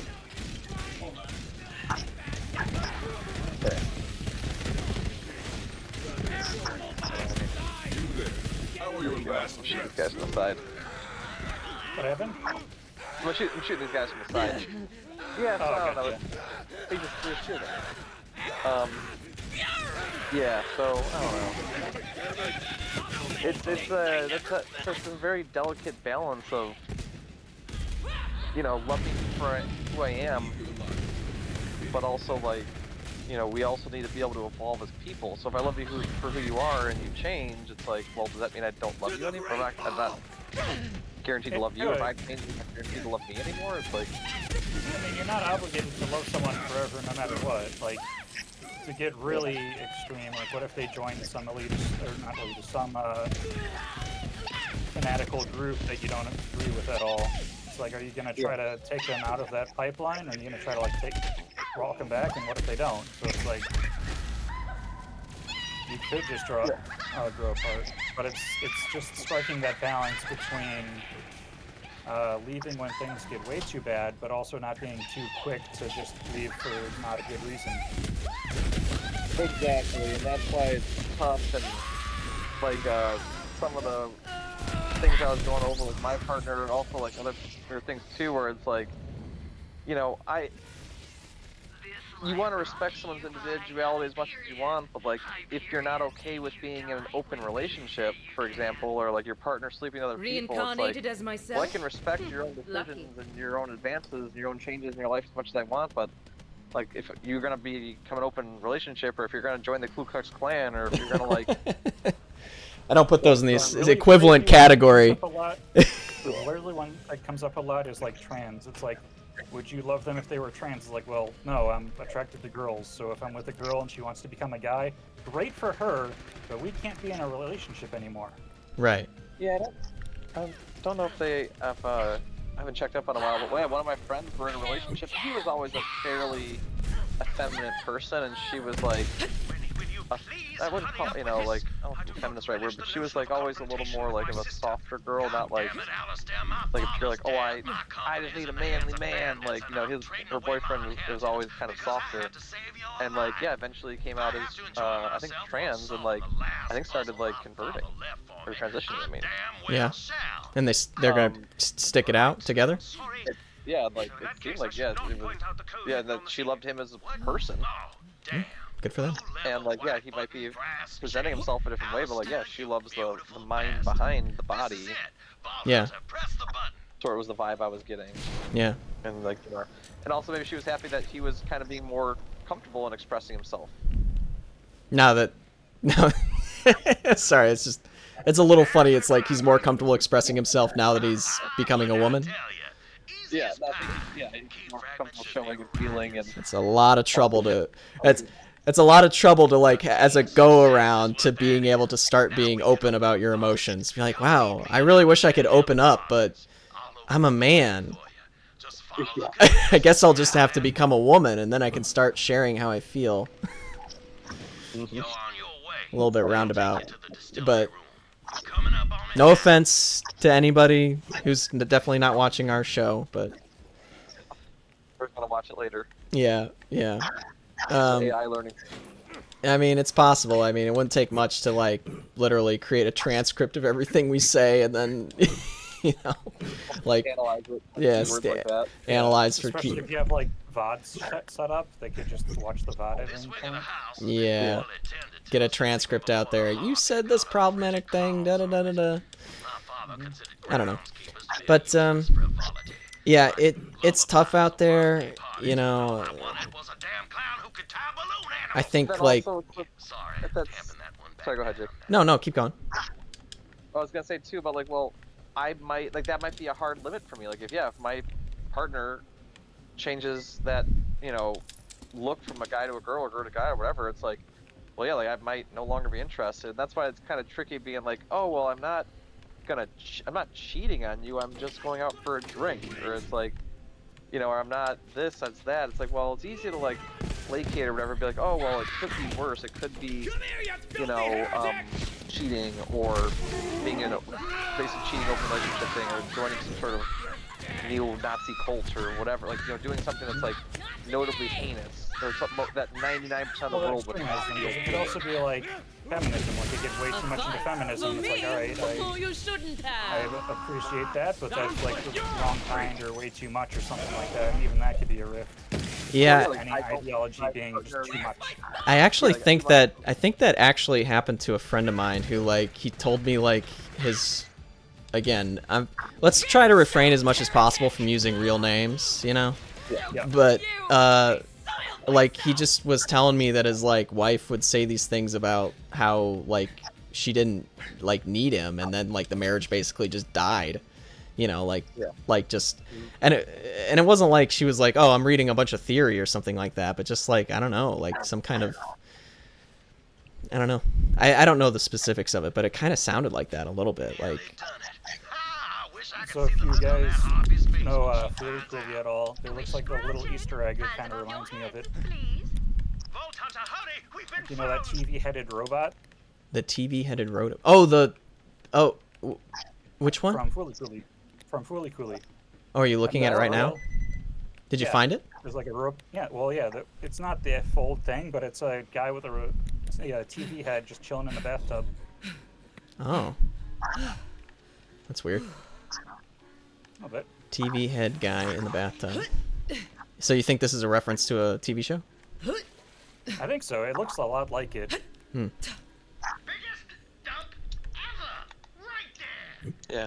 I was kind of going in circles a couple times earlier. I'm going to eat dinner still. Make myself make more sense. What I was trying to get at the end of that was also, but you know, it doesn't have to be that crazy extreme thing. Like, if I don't want my partner to be left-handed, like that could be it. If I don't want, you know, I don't want them to meet. I mean, that could be it. You choose your own deal breakers, really. Yeah. And that's why it sucks when someone's like, their deal breaker or something like that. I'm like, that's not a deal breaker, but like, to them it is. Yeah. Yeah, exactly. And like, you have to respect that. Yeah, it doesn't have to, and it's difficult when the deal breaker is like something that they might themselves violate, you know? Yeah, because it's hypocrisy, and hypocrisy might be a deal breaker for you, because it's not just respecting their deal breakers, it's respecting yourself to not stay in this doomed situation, this doomed relationship that's just not going to go anywhere because of these deal breakers. Yeah. Exactly. Aurelia, Oh, now I as your brother, I implore you to stop this. Alright, I activated the boss fight. Oops. Well, I trimmed the last loose end. Or whatever this but then is. at the same time, where If you it's like, want to respect kill the Wayne deal Wright, then breakers, you will but then have at the to. same time, I'm also like, but maybe we could work through that being a deal breaker, because like, I care for you, I'm a good person, and like, just because I don't go to church on Sunday doesn't mean I'm a bad person. Like, Oh, yeah. Kind of. I mean, it depends. If it's your deal breaker, sure, you can decide on your deal breaker. But if it's their deal breaker, not so much. Like if they're very religious and you're not religious at all, and they want you to go to church every Sunday, and you don't really want to go to church every Sunday, that is just gonna permanently cause problems nonstop. Yeah, I mean that one is a little more. Yeah, we know that will cause an issue, but like it's more of a smaller thing. It's like I don't know. I can't think of a good example right now, but it's like maybe understanding why that's such an issue. Right. Well, yeah, I mean, it's all going to be case-by-case basis, but it's like, don't get your hopes up too much of, like, trying to work a deal breaker every time. Yeah. Well, a thing that I ran into a couple weeks ago on one of the apps was, you guys know I don't drink alcohol. I've never drank alcohol. Yep. And, that's on my profiles that I never drink. And, like, so I connect with this person. We have a phone call. Phone call goes fine. And then we're like texting. I don't know, a day or something later. And she's like, "Oh yeah, well, so we're set up a time to like go meet and do our first thing, like coffee or whatever." She's like, "Oh, do you like beer?" And I'm like, and I'm trying to just play it off as like, soft sell, like make the best. And I'm just like, "Oh, well, I don't know if I like beer because I've never had it before. Because I don't drink. I hope that's okay." Yeah. And right, so just like really. You try to turn everything into a positive, you know what I mean? Every communication you try to flip into even if somebody gets shitty with you, you try and play it off, try and flip it, because a lot of times people don't realize how they're being sometimes, especially over text, because text lacks context and it's a little bit, it can sound a little aggressive. Yeah. But her reaction though, she just goes, and this is via text, she's like, "Ugh, there's so many people are sober nowadays," or like whatever. And I'm like, okay, so you know what I mean? Like a really like negative like reaction. Yeah. And yeah, like that was not thought out very well. Right, exactly. She had like no consideration. It's like and then I'm like, well, I'm like, and then I got into the more like personal. I'm like, well, this is why I don't drink, That's like, it's not really anybody's business, but if you think that Yeah, if you want to press that, you're gonna find out. Yeah, exactly. If you're gonna press it, but it was just the kind of thing where it's like, she's like, but the way that she was phrasing it, she was just like, she's like, well, I guess we could still meet and see if it's worth it, but I kind of want to be able to go have a drink with my partner and yada yada yada. And so, again, with like some of the hypocrisies, Robert. So, I've seen this before. I could tell that what I like to say is like the corner was turned, and whenever the corner is turned, you can't go back. And it's like there's this point where somebody, in my experience, is women, because I try to date women, but when they put you on the back foot at the beginning, they're gonna be looking for whatever it is. You know what I mean? That's gonna invalidate, like they're gonna try to find the deal breaker, and they're gonna find it. And so I've seen this before, and I was just like, look, like she just went on this thing about how it's like, oh well, maybe it'll still be worth it if you don't drink, and I'm like, don't like talk to me like I need to be just like, oh, thank you, queen, like I need to be worthy of you, like it's like, like yeah, I'm gonna maybe it'll be worth my time. Yeah, maybe it'll be worth my time, and I'm like, oh, okay, like this lifelong personal decision that I've made that affects only me, and you're telling me that, oh, maybe it'll be worth my time, it's like very dismissive. And yeah, like you're gonna be fighting for her, like yeah, like approval. you're gonna put me on the back foot immediately, and this thing.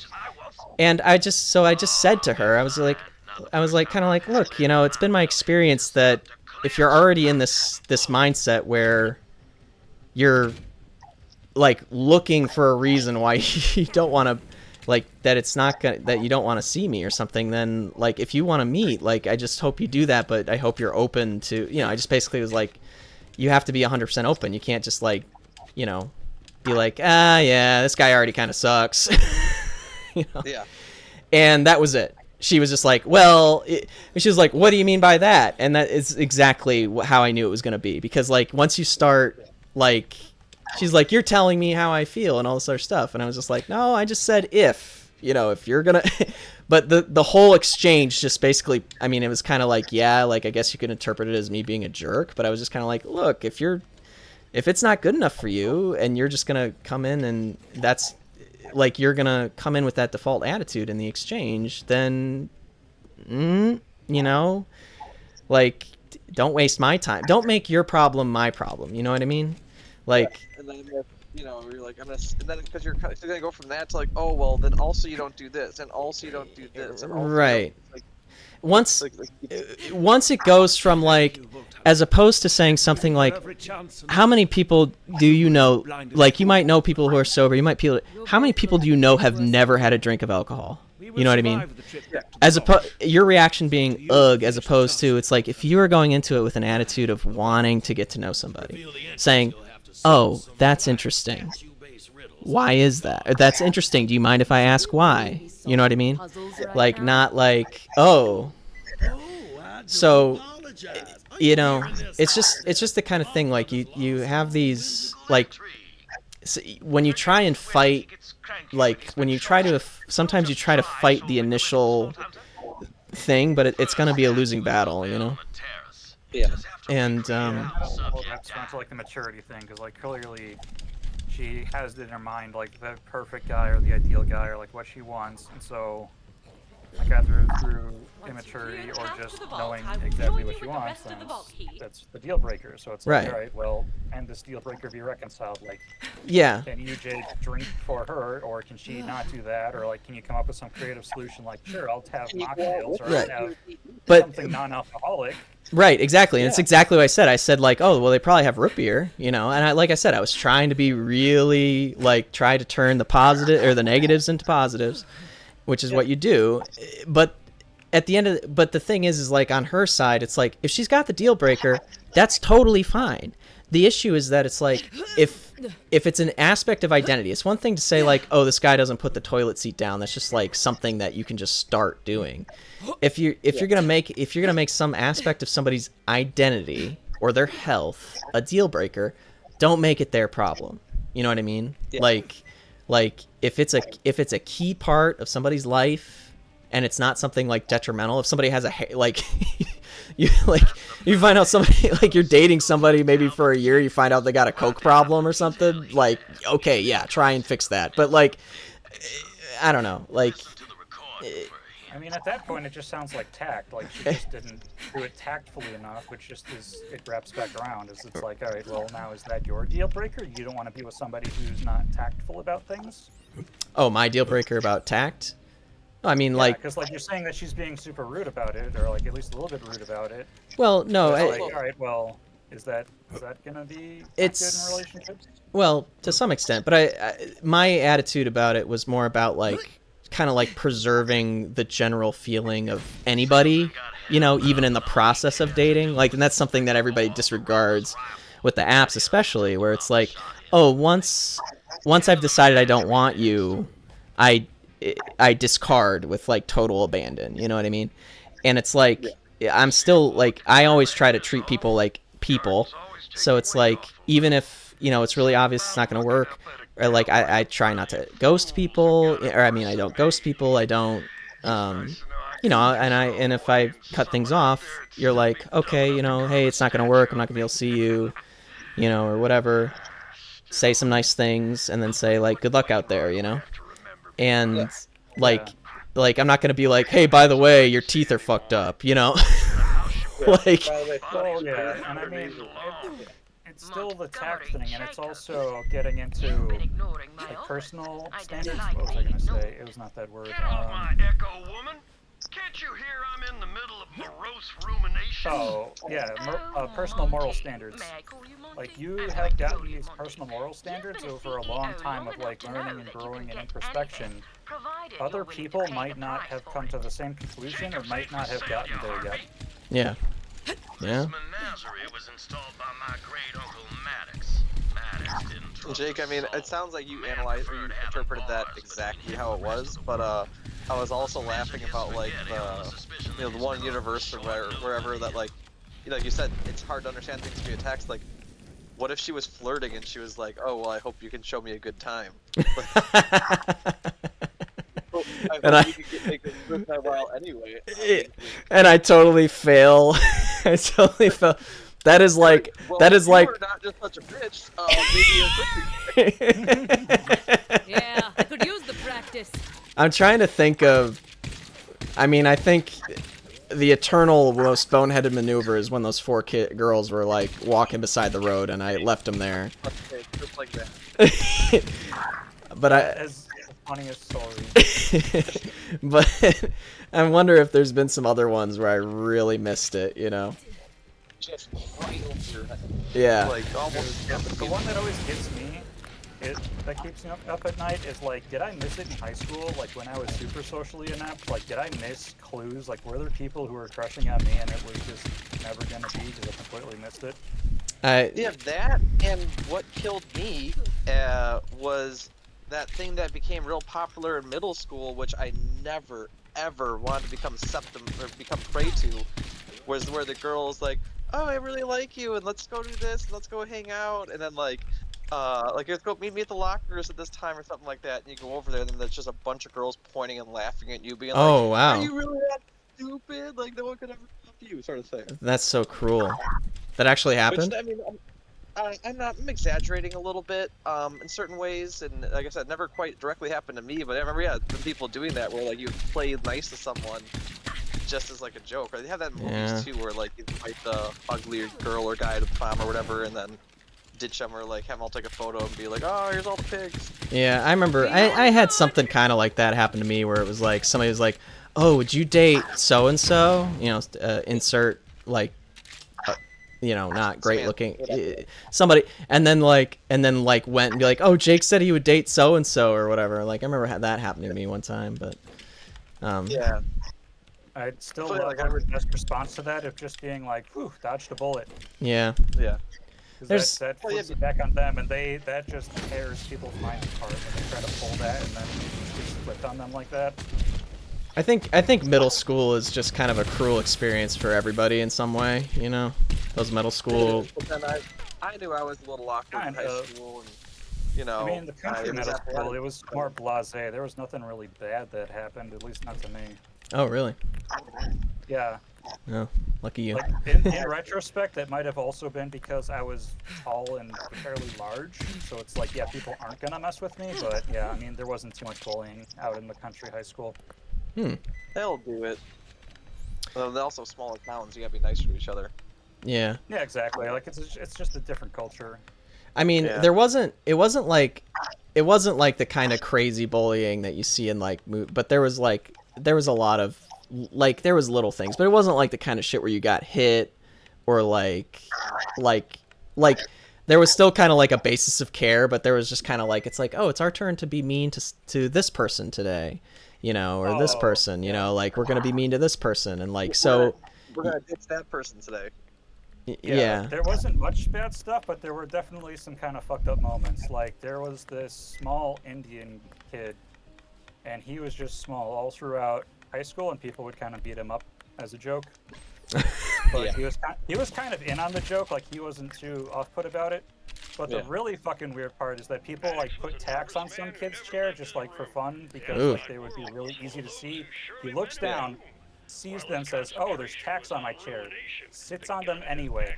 Yeah. Kind of like playing up the joke, yeah. Yeah, playing up the joke, but also injuring himself. So that was interesting. Yeah. Yeah. We're also kind of putting, I don't know if it was just a joke, we're putting that dark twist on, like, oh, this is what you wanted to see then, right? Yeah, you wanted to see my pants tacked to my ass? Is that in there? Are you not entertained? Are you not entertained? Exactly. What am I supposed to do with this thing? Have you tried shoving it in? That's what she said. The outside world was full of those who surely met him doom, while his concentration was on ruination. I don't reveal ruins. Cam, did you do this earlier? No. Yeah. There was a statue and I shot it in the head. Shot in the back, doesn't it? Oh, I said he shot in the back. Oh. Shoot him in the back. Oh, of course. Why didn't I think of that? Yep, old Maddox spent so much time looking out the window, he never noticed that his butler was plotting his demise. Gothic drama. The final riddle is Let's look at house notifications. 3 bedroom, 2 bathrooms, 600 square feet. It's like a nice little home. $600,000. Holy shit. Wow. And Park Bridge has always been like $100,000 more over there, but like, yeah. That's what we're seeing over here, Jason. Yeah, I mean, well, that's kind of like what, I mean, the area where I'm not right directly at, but areas in this area, like Alexandria and stuff, like that's where it was at, and or higher than that even, but like, but now it's just everywhere like that, you know? Yeah. Like I said, the house itself is only worth 400,000, like, you know, 200,000 to 300,000 at least, probably, is the property. Yeah. It's the physical land. Yeah. Like, do you see the do you look at like the price chart of like what it sold for even a couple of years ago? Some of these houses where it's like half as much or something. Yeah. Yeah. Yeah, I see that everywhere. Yeah, it's frustrating. Yeah, and the scary part, it's hard to tell if any of the stuff is permanent or if it's all just gonna be a bubble. Yeah, I don't know. I mean, I just have to imagine that the boomers are retiring and selling and all this other stuff, and you can't hold on to that forever, you know? Like... Yeah, but investment agencies can. That's true. Yeah, they can hold on forever, and like a lot more and more people are just not moving out of those homes. Like they're getting in-home nursing care. Yeah, they're doing short-term rentals. That's tying up a lot of the housing market. Yeah. And so, like, they're not going to cancel all short-term rentals at once. They're not going to kick BlackRock out of every house at once. They're not, you know... So there's never going to be a point where this huge influx where they're like, there's so much supply that they have to lower the cost to get to sell them. Mm-hmm. Or it's like, you know... Yeah. So I don't see it coming. Like, you know, we were saying this has been the same thing we've been talking about for 10 years in California. Right. It's like, well, those are unrealistic house prices. It can't be like that forever, and guess what it is? Yeah. Eventually, you have to have salaries that can support that kind of living, which is why the tech industry and, like, the houses around those areas, like, those are finally starting to come down from, like, 2 million to 1.5, or from 1.5 back to 1. Because some of the professional jobs are leaving, and the people that those salaries can't support those houses, and so that's going down a bit. But like, you know, I don't think we're at that point in Chicago in a lot of places. It's like, yeah, they're expensive, but like, not so crazy expensive that you can't technically afford it on a pretty good salary. Yeah, and you know what? Yeah. Ooh, Go ahead, Cam. Waterfall. Secret waterfall. Ooh, secret waterfall. Like 2 people making $125,000 a year. It's gonna suck, but yeah, they could buy a $600,000 house. They could. It's more a worry of the market crashing though, like seeing a repeat of 08. Yeah. Yeah. Because it's like if they're just buying up houses and hoarding them, eventually, like it's not gonna do anything for them. Eventually, people are gonna have to sell, and then the bubble's gonna burst because like it's all just artificially inflated of people trying to treat houses as just investment vehicles. I also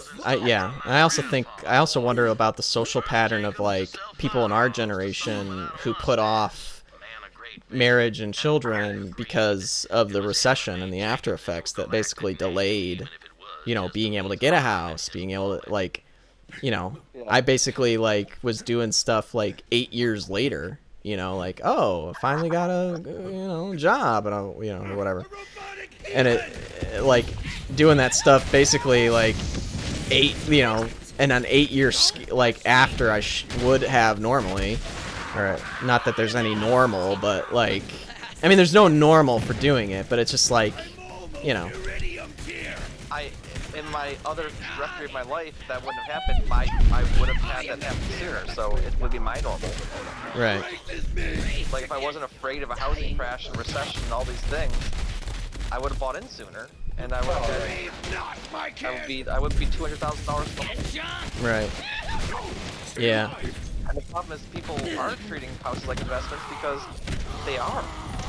Yeah, You know, there's a shortage of houses and land, and there's always going to be around major cities. Like, until we start making a 2 million population cities in the middle of fucking nowhere that could have remote jobs that pay a bunch, like.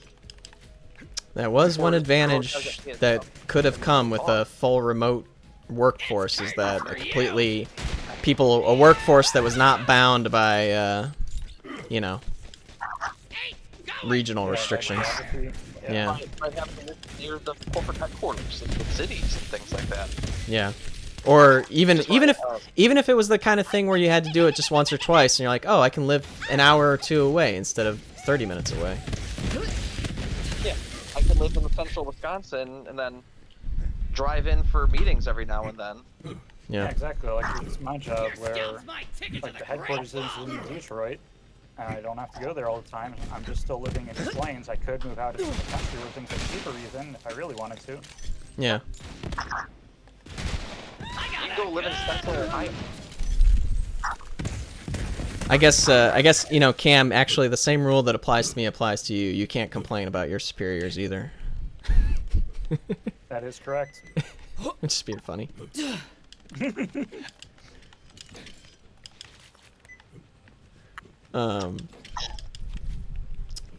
Yeah.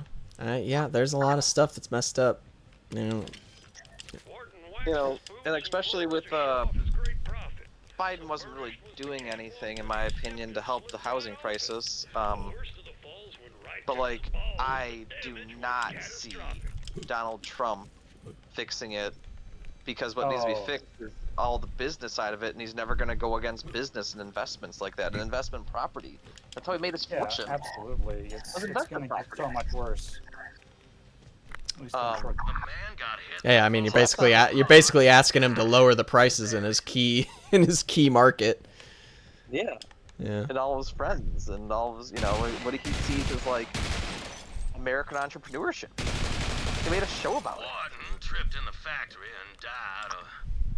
So yeah, I think that's gonna be an issue for a long time. Yeah. And so I'm just gonna bite the bullet and hope that this train keeps going. Like, yeah, it's like, well, it's us being like, oh, well, in the 80s, these houses cost a quarter as much. That should reset back to those prices. Yeah, right. It's like, you know, we can all keep hoping that houses are gonna get cheaper, but like, now I get what they were saying a few years ago. Like, they're not getting cheaper, guys. Yeah, I was. Yeah, and it's not like a super reset that people are looking for, but it's just like a fear of being underwater. It's like if you buy a $300,000 house, was there ever and it goes any down doubt? to $200,000, you're still on the hook for those $300,000. Yeah. You lose all the money and all those different things. That's what I'm afraid of. That's why I've been holding off buying a house. In the last couple of years, there's been nothing available that was good. Every single home I was seeing that went for sale was like, the bones are good, you know, it's got a good structure. Well, you know, house flipper's dream. House flipper's dream. You know, things like that, like buy low, sell high. Yeah. And yeah, there's a bunch of houses that I then saw that were like, you know, I'm like, that's a pretty good house. It seems kind of expensive for what it is, though. And I look at it, and it's sold 9 months ago for $100,000 less. Yeah. I'm like, they just put in lock-in flooring, painted the walls, put in some appliances, and maybe did the bathroom. Right. And they were like, yeah, $100,000. That's why if you've got the money to do investment properties, now is a great time, because properties are having insane return on investments. Like, if you can hold on to a house, like a second house, just for a year, you're gonna make like 95% returns or something insane like that. Yeah. I mean, I'm really glad I was lucky to get in when the prices were high, but the interest was low, but the prices have gone up, so it's, you know, appreciated in value, and the interest rate's freaking crazy low. So I got lucky. What? You guys heard about, who knows if it's going to go through or not, but the Freddie Mac, the home loans, like, not being backed by the government anymore? Uh-oh.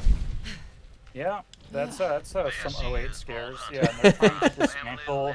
They're trying to dismantle the protections that were made in response to the '08 stuff. Hmm. And they Great idea. apparently Trump tried doing this last time, and that he's like gung ho about doing it again to the point that Freddie Mac and Fannie Mae, whoever the fuck those people are, they're apparently, I didn't realize they're publicly traded companies, and like their stock started skyrocketing when Trump took office, and saying he's gonna not hold them back with government, oversight and backing. But they were like, in every article I read about, and they're like, and well, if they do that, it can be good and bad for different reasons, but it's going to be bad for the consumer because without American government backing for these loans, they're going to have to raise the interest percents to make up for the people who don't pay. Well, yeah, and then we're seeing '08 all over again because it's like, oh, well, It's a thing I heard someone say. goodbye regulations, so we're going to start doing riskier and riskier loans, and yeah, high interest rates, and yeah. And things like that, and... Yay! It's not to say that it's guaranteed to happen again, it's just saying that it will be possible to happen again. Yeah. Well, that's good. So I don't know, it's hard out here for a pimp, man. Oh yeah. But yeah, like, I mean, I'm kind of tracking how the generations are turning over and, like, getting a feel for things, and it seems like a lot of people at our general age, like, yeah, they did get the house to settle down, and, like, they're not moving. And they got these low interest rates locked, and, like, the majority of the country has a low interest rate, and they're not moving. Well, Like, yeah, they're because not. nobody can afford it. Like, people literally cannot afford to buy a house. They can only afford to rent at best.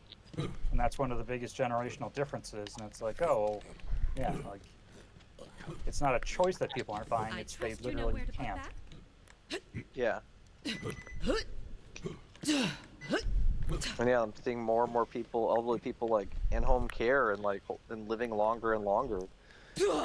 I mean, like, their family, Yeah, I mean, I think I didn't really I just do everything as cheaply as I can, so I don't actually like budget a lot of times.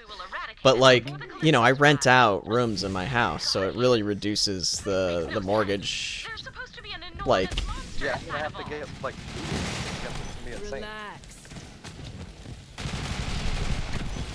But I think it would probably be, if I wasn't renting it, what I was just making from the government, it'd probably be like a third of my monthly income, maybe more. I mean, in combination with the other expenses too, yeah. So it probably would be, yeah. So, I don't know how, honestly, I was surprised that I was able to get, it on my single income at the time. I think there must have been a component. They must have factored in like potential earnings based on the fact that I was like a computer guy who was moving into DC, because I wasn't even making that much when I first got it. They're like, he'll be making more than that soon. I don't know, but yeah. There's a lot of factors. I mean, you could also just get like a good person or not. Or like a down payment helps a ton. Oh, right, yeah. Ow! That hurt. Apparently we're not supposed to go off the platform. That was your first mistake. That's not an intended mechanic. Nothing to it. Yeah, this is going to be the majority of my income, so that's why I'm like, I don't know how they're going to approve this, because I'm like, I wouldn't. If I was the person. Oh, approve your loan? Yeah. Dang, I'm down again. This guy sucks. How am I supposed to fight on my life? Yeah, I don't even see any like little guys to shoot that you could get yourself up. No, it's got to be like revival. Some just spawn. And I'm like, and how many people do they give loans to like this? Like it doesn't matter if the government is backing the loans. Like if everyone starts getting evicted at the same time, the frickin' it's gonna be the same supply and demand issue. that will make prices go down, even if they're backed by the government. But then I'm like, I don't think that's going to happen because the vast majority of people that own houses are locked into a low. They bought in low and they refinanced and have the lowest possible interest with the lowest possible, buying cost of the house. It's worth, quote unquote, worth so much more now. Like, there's never going to be the spike in supply. Like, COVID didn't cause the spike in supply I was waiting for. Mm-hmm. This, I don't know, like, people aren't dying, people aren't selling their homes, and there's no being popped up in the middle of nowhere. Builders are even pulling back now, and they're like... This guy's tough. I feel like I'm playing Mario. Oh, because of the platforms? Yeah, well, because I suck at wall jumps in Mario, so it's like I just have to keep jumping off the wall and maintaining height. That knocks the platform sideways. Yeah. Also, the other funny thing, zoning laws kind of mess everything up too, because a lot of this housing stuff will be fixed with apartment buildings and other kind of communal units, but a lot of it ends up going to single-family homes, which do not house a lot of people for how much land they take up. Yeah, and I think there's a lot of local opposition too. It's like that NIMBY stuff where it's like, yeah, we all know that we need to lower the price and start building more like lower income or apartments or whatever. But then when you ask somebody to lower the price in their neighborhood on their house so that, somebody can afford to live there, then they're like, well, somebody else needs to do that, Yeah. Like, I'm all for it, just not mine. Right. Devalue my house. I'm starting to think the same thing on both sides of this right now. Is the yellow thing healing me? Well done, Bald Hunter. What, healing you? Now, I've been I thought the yellow thing was going to kill me. Is the yellow healing me? I just got all my health back. Oh. Maybe. I mean, I've also got some team healing stuff. Could be because we killed the thing. ADUs? Breathe, Tannis. You can do this. I don't think so. Give it a try. Dwelling units, You may want to ADUs. stand back. As I said, experimental Oh, wait, what? tech. It's called an accessory dwelling unit. Yeah, those are a little bit weird in a couple of ways. Yeah, so you can build another home on your property. Oh. They call it an accessory dwelling unit, and usually they're small, tiny home sort of things. They're smaller add-ons and things like that. But that's starting to become popular, and some towns are like accepting that because they can charge a lot more in taxes in the same property lot. But yeah, like basically you can put a house in your property and rent that out or sell it to someone. Or live in it yourself. we're gonna start turning the entire country into a shanty town. Yeah, exactly. Well, that and slums. Yeah, it's like... Yeah, the ADUs are a little bit weird because they have a very, very specific use case, but in a lot of cases, you're better off just with an expansion on your house. Really suck. You know that? Yeah, well, if you're gonna have your own expansion, if you're on your own house, but like if you want a whole different family to live there, it's like, it's nice to not share a wall. Yeah. Yeah, I mean, kind of. that was... That's why you make a family unit instead of a townhome or a condo. I mean, something that was an advantage for me, that was, like I said, I bought a house where I was able to visualize it being divided basically into a 2-unit setup, which is kind of how it is right now, where I'm downstairs and then 3 people are upstairs. So it's basically completely separate. And I have everything I need. They have everything they need. And I just kind of like maintain stuff upstairs sometimes. And like Your mention of townhomes reminded me of a funny story where somebody had like maintenance done in their attic, and then the guy goes to them and says, "Hey, all these townhomes just have completely unfettered access to the attic. Like there's nothing locking any of these things." Oh. Yeah, like you could just open the door to your neighbor's stuff through the attic. You can go to the attic, go to your neighbor's house, and go down. Yep. Nice. Oh. They're like, yep, that's a problem. Whoa, that's fucked up. Yep, we need to put some locks on those. That is fucked up. That is a horror movie waiting to happen. Oh, wow, that is so creepy. Thanks for telling me that. It's like sharing the same crawl space. Yeah, pretty much. Jeez, that's terrifying. someone just comes out of the literal shadows.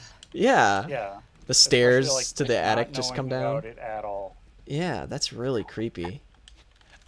There was a video where it's like, I think some guy like essentially did that where I don't know if he went into a crawl space first or whatever. But he was like, oh, like look how much extra space there is, you know, in this unit. Like, oh, I must have all this. They must like be something built in here, isn't it? I don't know what his mentality was, but the video is some guy chilling in his bedroom, and like a drywall saw just starts cutting, and then like someone comes to a 2 foot by 2 foot square, and removes the square, and then some like 60-year-old guy with a headlamp just like pokes his head through the ceiling upside down. So he's like, basically, oh, what's over here? And he sees the guy sitting there, and he's like, oh. And you can tell it was kind of quote unquote like an honest mistake where he's like, more open space that he might have access to and could store things or do whatever. And he's like, oh, like, yeah, isn't that? Or you know, because you can't really hide that. It wasn't like you opened the door to like the roof and you like looked through a door that was there. He was gonna close it, and then no one know he was there. Like, you're cutting a 2 foot hole in drywall. Like, someone's gonna know you were there. Right. Like, you know? Yeah. All you got to do is see the hole in the dust and the. Yeah. Isn't that like the whole basis of the? There's an actual murder. I think that was the basis of the Candyman horror movie, where it was like a woman, like a guy, just like there was an unfinished wall like that adjoined to an apartment, and like somebody just crawled through and murdered some poor woman. And This vault is indeed connected to the Promethea vault you opened, as well as Pandora. I was too young when that came out. And a fourth vault symbol I do not recognize. I'm still too young. Could Tyrene Calypso be telling the truth about the Great I'm trying Vault? to scare I am myself. concerned. Come out and we will return to Sanctuary together. Lilith will want to hear about this.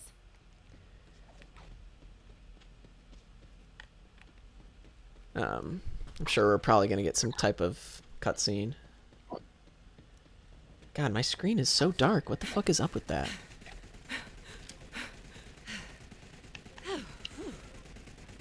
My stream is too dark, Cam. Do the stream brightness slider. The slider. Adjust the gamma. The gamma. Let's see, properties. Vault Hunter, we should probably discuss.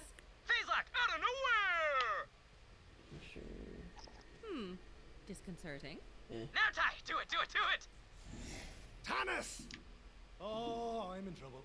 And she's gone. Oh man, when you killed that monster, Because yeah, like I was I've only been seeing house prices creep up, and they're like, oh, it's gonna be another 20% this year. It's gonna be another 20% this year, and it's gonna be like another 5. I'm like, well, 5%'s a lot, guys. Yeah, for a house, yeah. Vault Hunter, I need you Like, back if on I'm paying Sanctuary 8% in now. interest or 7% interest and 5% on the, you know, it's 5% going up, like, I might be getting killed on interest, but like, in reality, it's almost just eating my profits in the house price going up.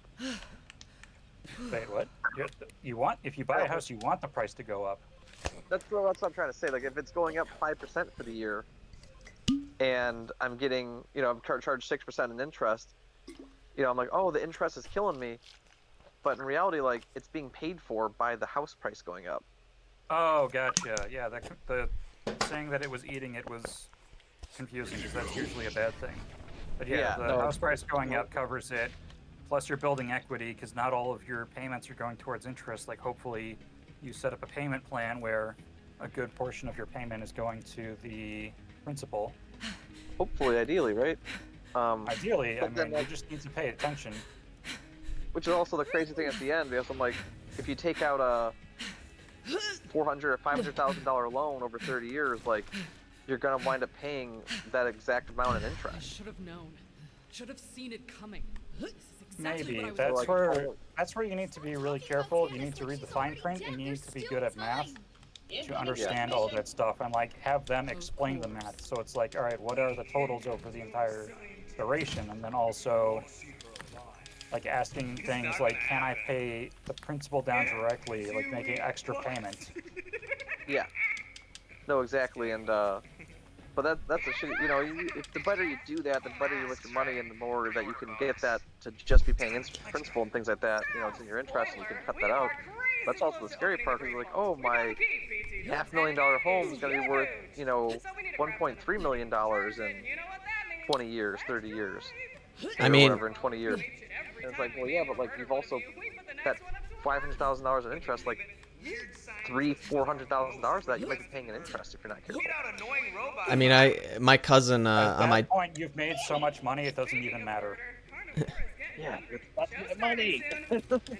my cousin on I mean, my cousin on my dad's side is like a financial advisor, and like getting a house at the lower interest. I was like, so should I start paying this thing down, or what? You know, she was like, well, the interest rate is so low, you want to ride that interest rate and like put money in investments, you know, and do this other stuff. I'm like, okay, whatever, just do whatever. Like, I just don't want to think about it, you know. Like, well, yeah, and that's where it gets annoying, because you do have to think about it. Yeah. Because it is like, you could put a big down payment on the house, or you could rent and put that money that you would have put as a down payment into stocks, and those stocks might have done better than trying to build equity on a house. Yeah. Yeah, It's I'm up 70% in 1 year on my stocks. Yeah. 77. holding up? That's really good. That's insane. It's really good. Did you go on Nvidia? Nvidia? Oh, some of those. And Cam's gonna hate this, but a lot of Tesla. Yeah, a lot of Tesla. I definitely did some options trading on Tesla for a while. That made me a lot of money. Also, GameStop. That was a cash cow. You were in on that, huh?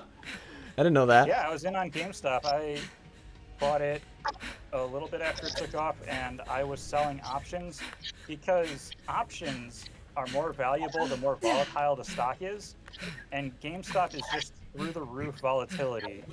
So I'm making like dollars at a time per stock just by selling 1 week options that expire worthless. Mm-hmm. It's funny. Yeah. All right. Buy low, sell high. Is a sucker born every day? What do they say, Robert? They say that what they say is the mitochondria is the powerhouse of the cell. Oh, that's a classic. What does that have to do with the stocks? I was also wanted to say, if you are invested in Tesla or still invested or anything, if you have 100 shares, start selling covered calls, because Tesla is very good at selling covered calls for. I sold about half of my Tesla this week just so I could get ready for buying a house. Wow. Gotcha. Serious about it. Yeah, I came to a 10. That's how I can. But I need to send them and get my mortgage people involved and over the line. Yeah. That's the plan. But like Cam's saying, it's still about what's best for, the money investments and things like that. And if this falls through, like, I'll almost be relieved because I should know by the time taxes are due, and like I'm gonna max out my Roth IRA for 2024, possibly on like the last day I could do it, depending on how this deal goes next couple months.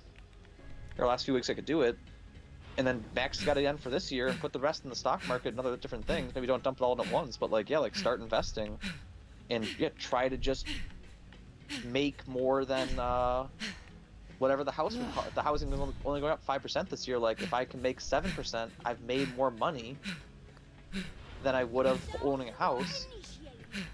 Not including. Kind of. Because you also need to factor in equity. Yeah. But you also need to factor in externalities, because you also need to pay taxes and need to figure, I forget what it is, but there's some percentage of your house's value in repairs every year. Yeah, no, exactly, and I'm gonna be fucking getting or stealing stuff from Home Depot and installing it myself for free, because I'm gonna be strapped for cash when I get this thing. I need roommates ASAP. You need roommates ASAP in the house? Yeah. Hey, I mean, I'm looking to move out. About you last night, Cam. In general, I'd be interested, in things like that, but also, even if you didn't want to live there full time, I'd be happy with you renting out a room every now and then for a night or whatever if you're having dates. You're gonna turn it into a love motel? Whatever. All I'm saying is, if you don't play an SDU, you're probably going to die. I just gotta make sure I follow up. I didn't want to cancel on gaming night. Plus, I was kind of tired. I didn't want to do it anyway. But I need to like finish doing some of this work like right now because like my neighbor's been texting me this week and like I haven't had any updates for him. And I'm like, yeah, I need to do the things. Yeah, I figured we were done after that last mission. That was a long one. Oh yeah, and a good boss fight to end it on.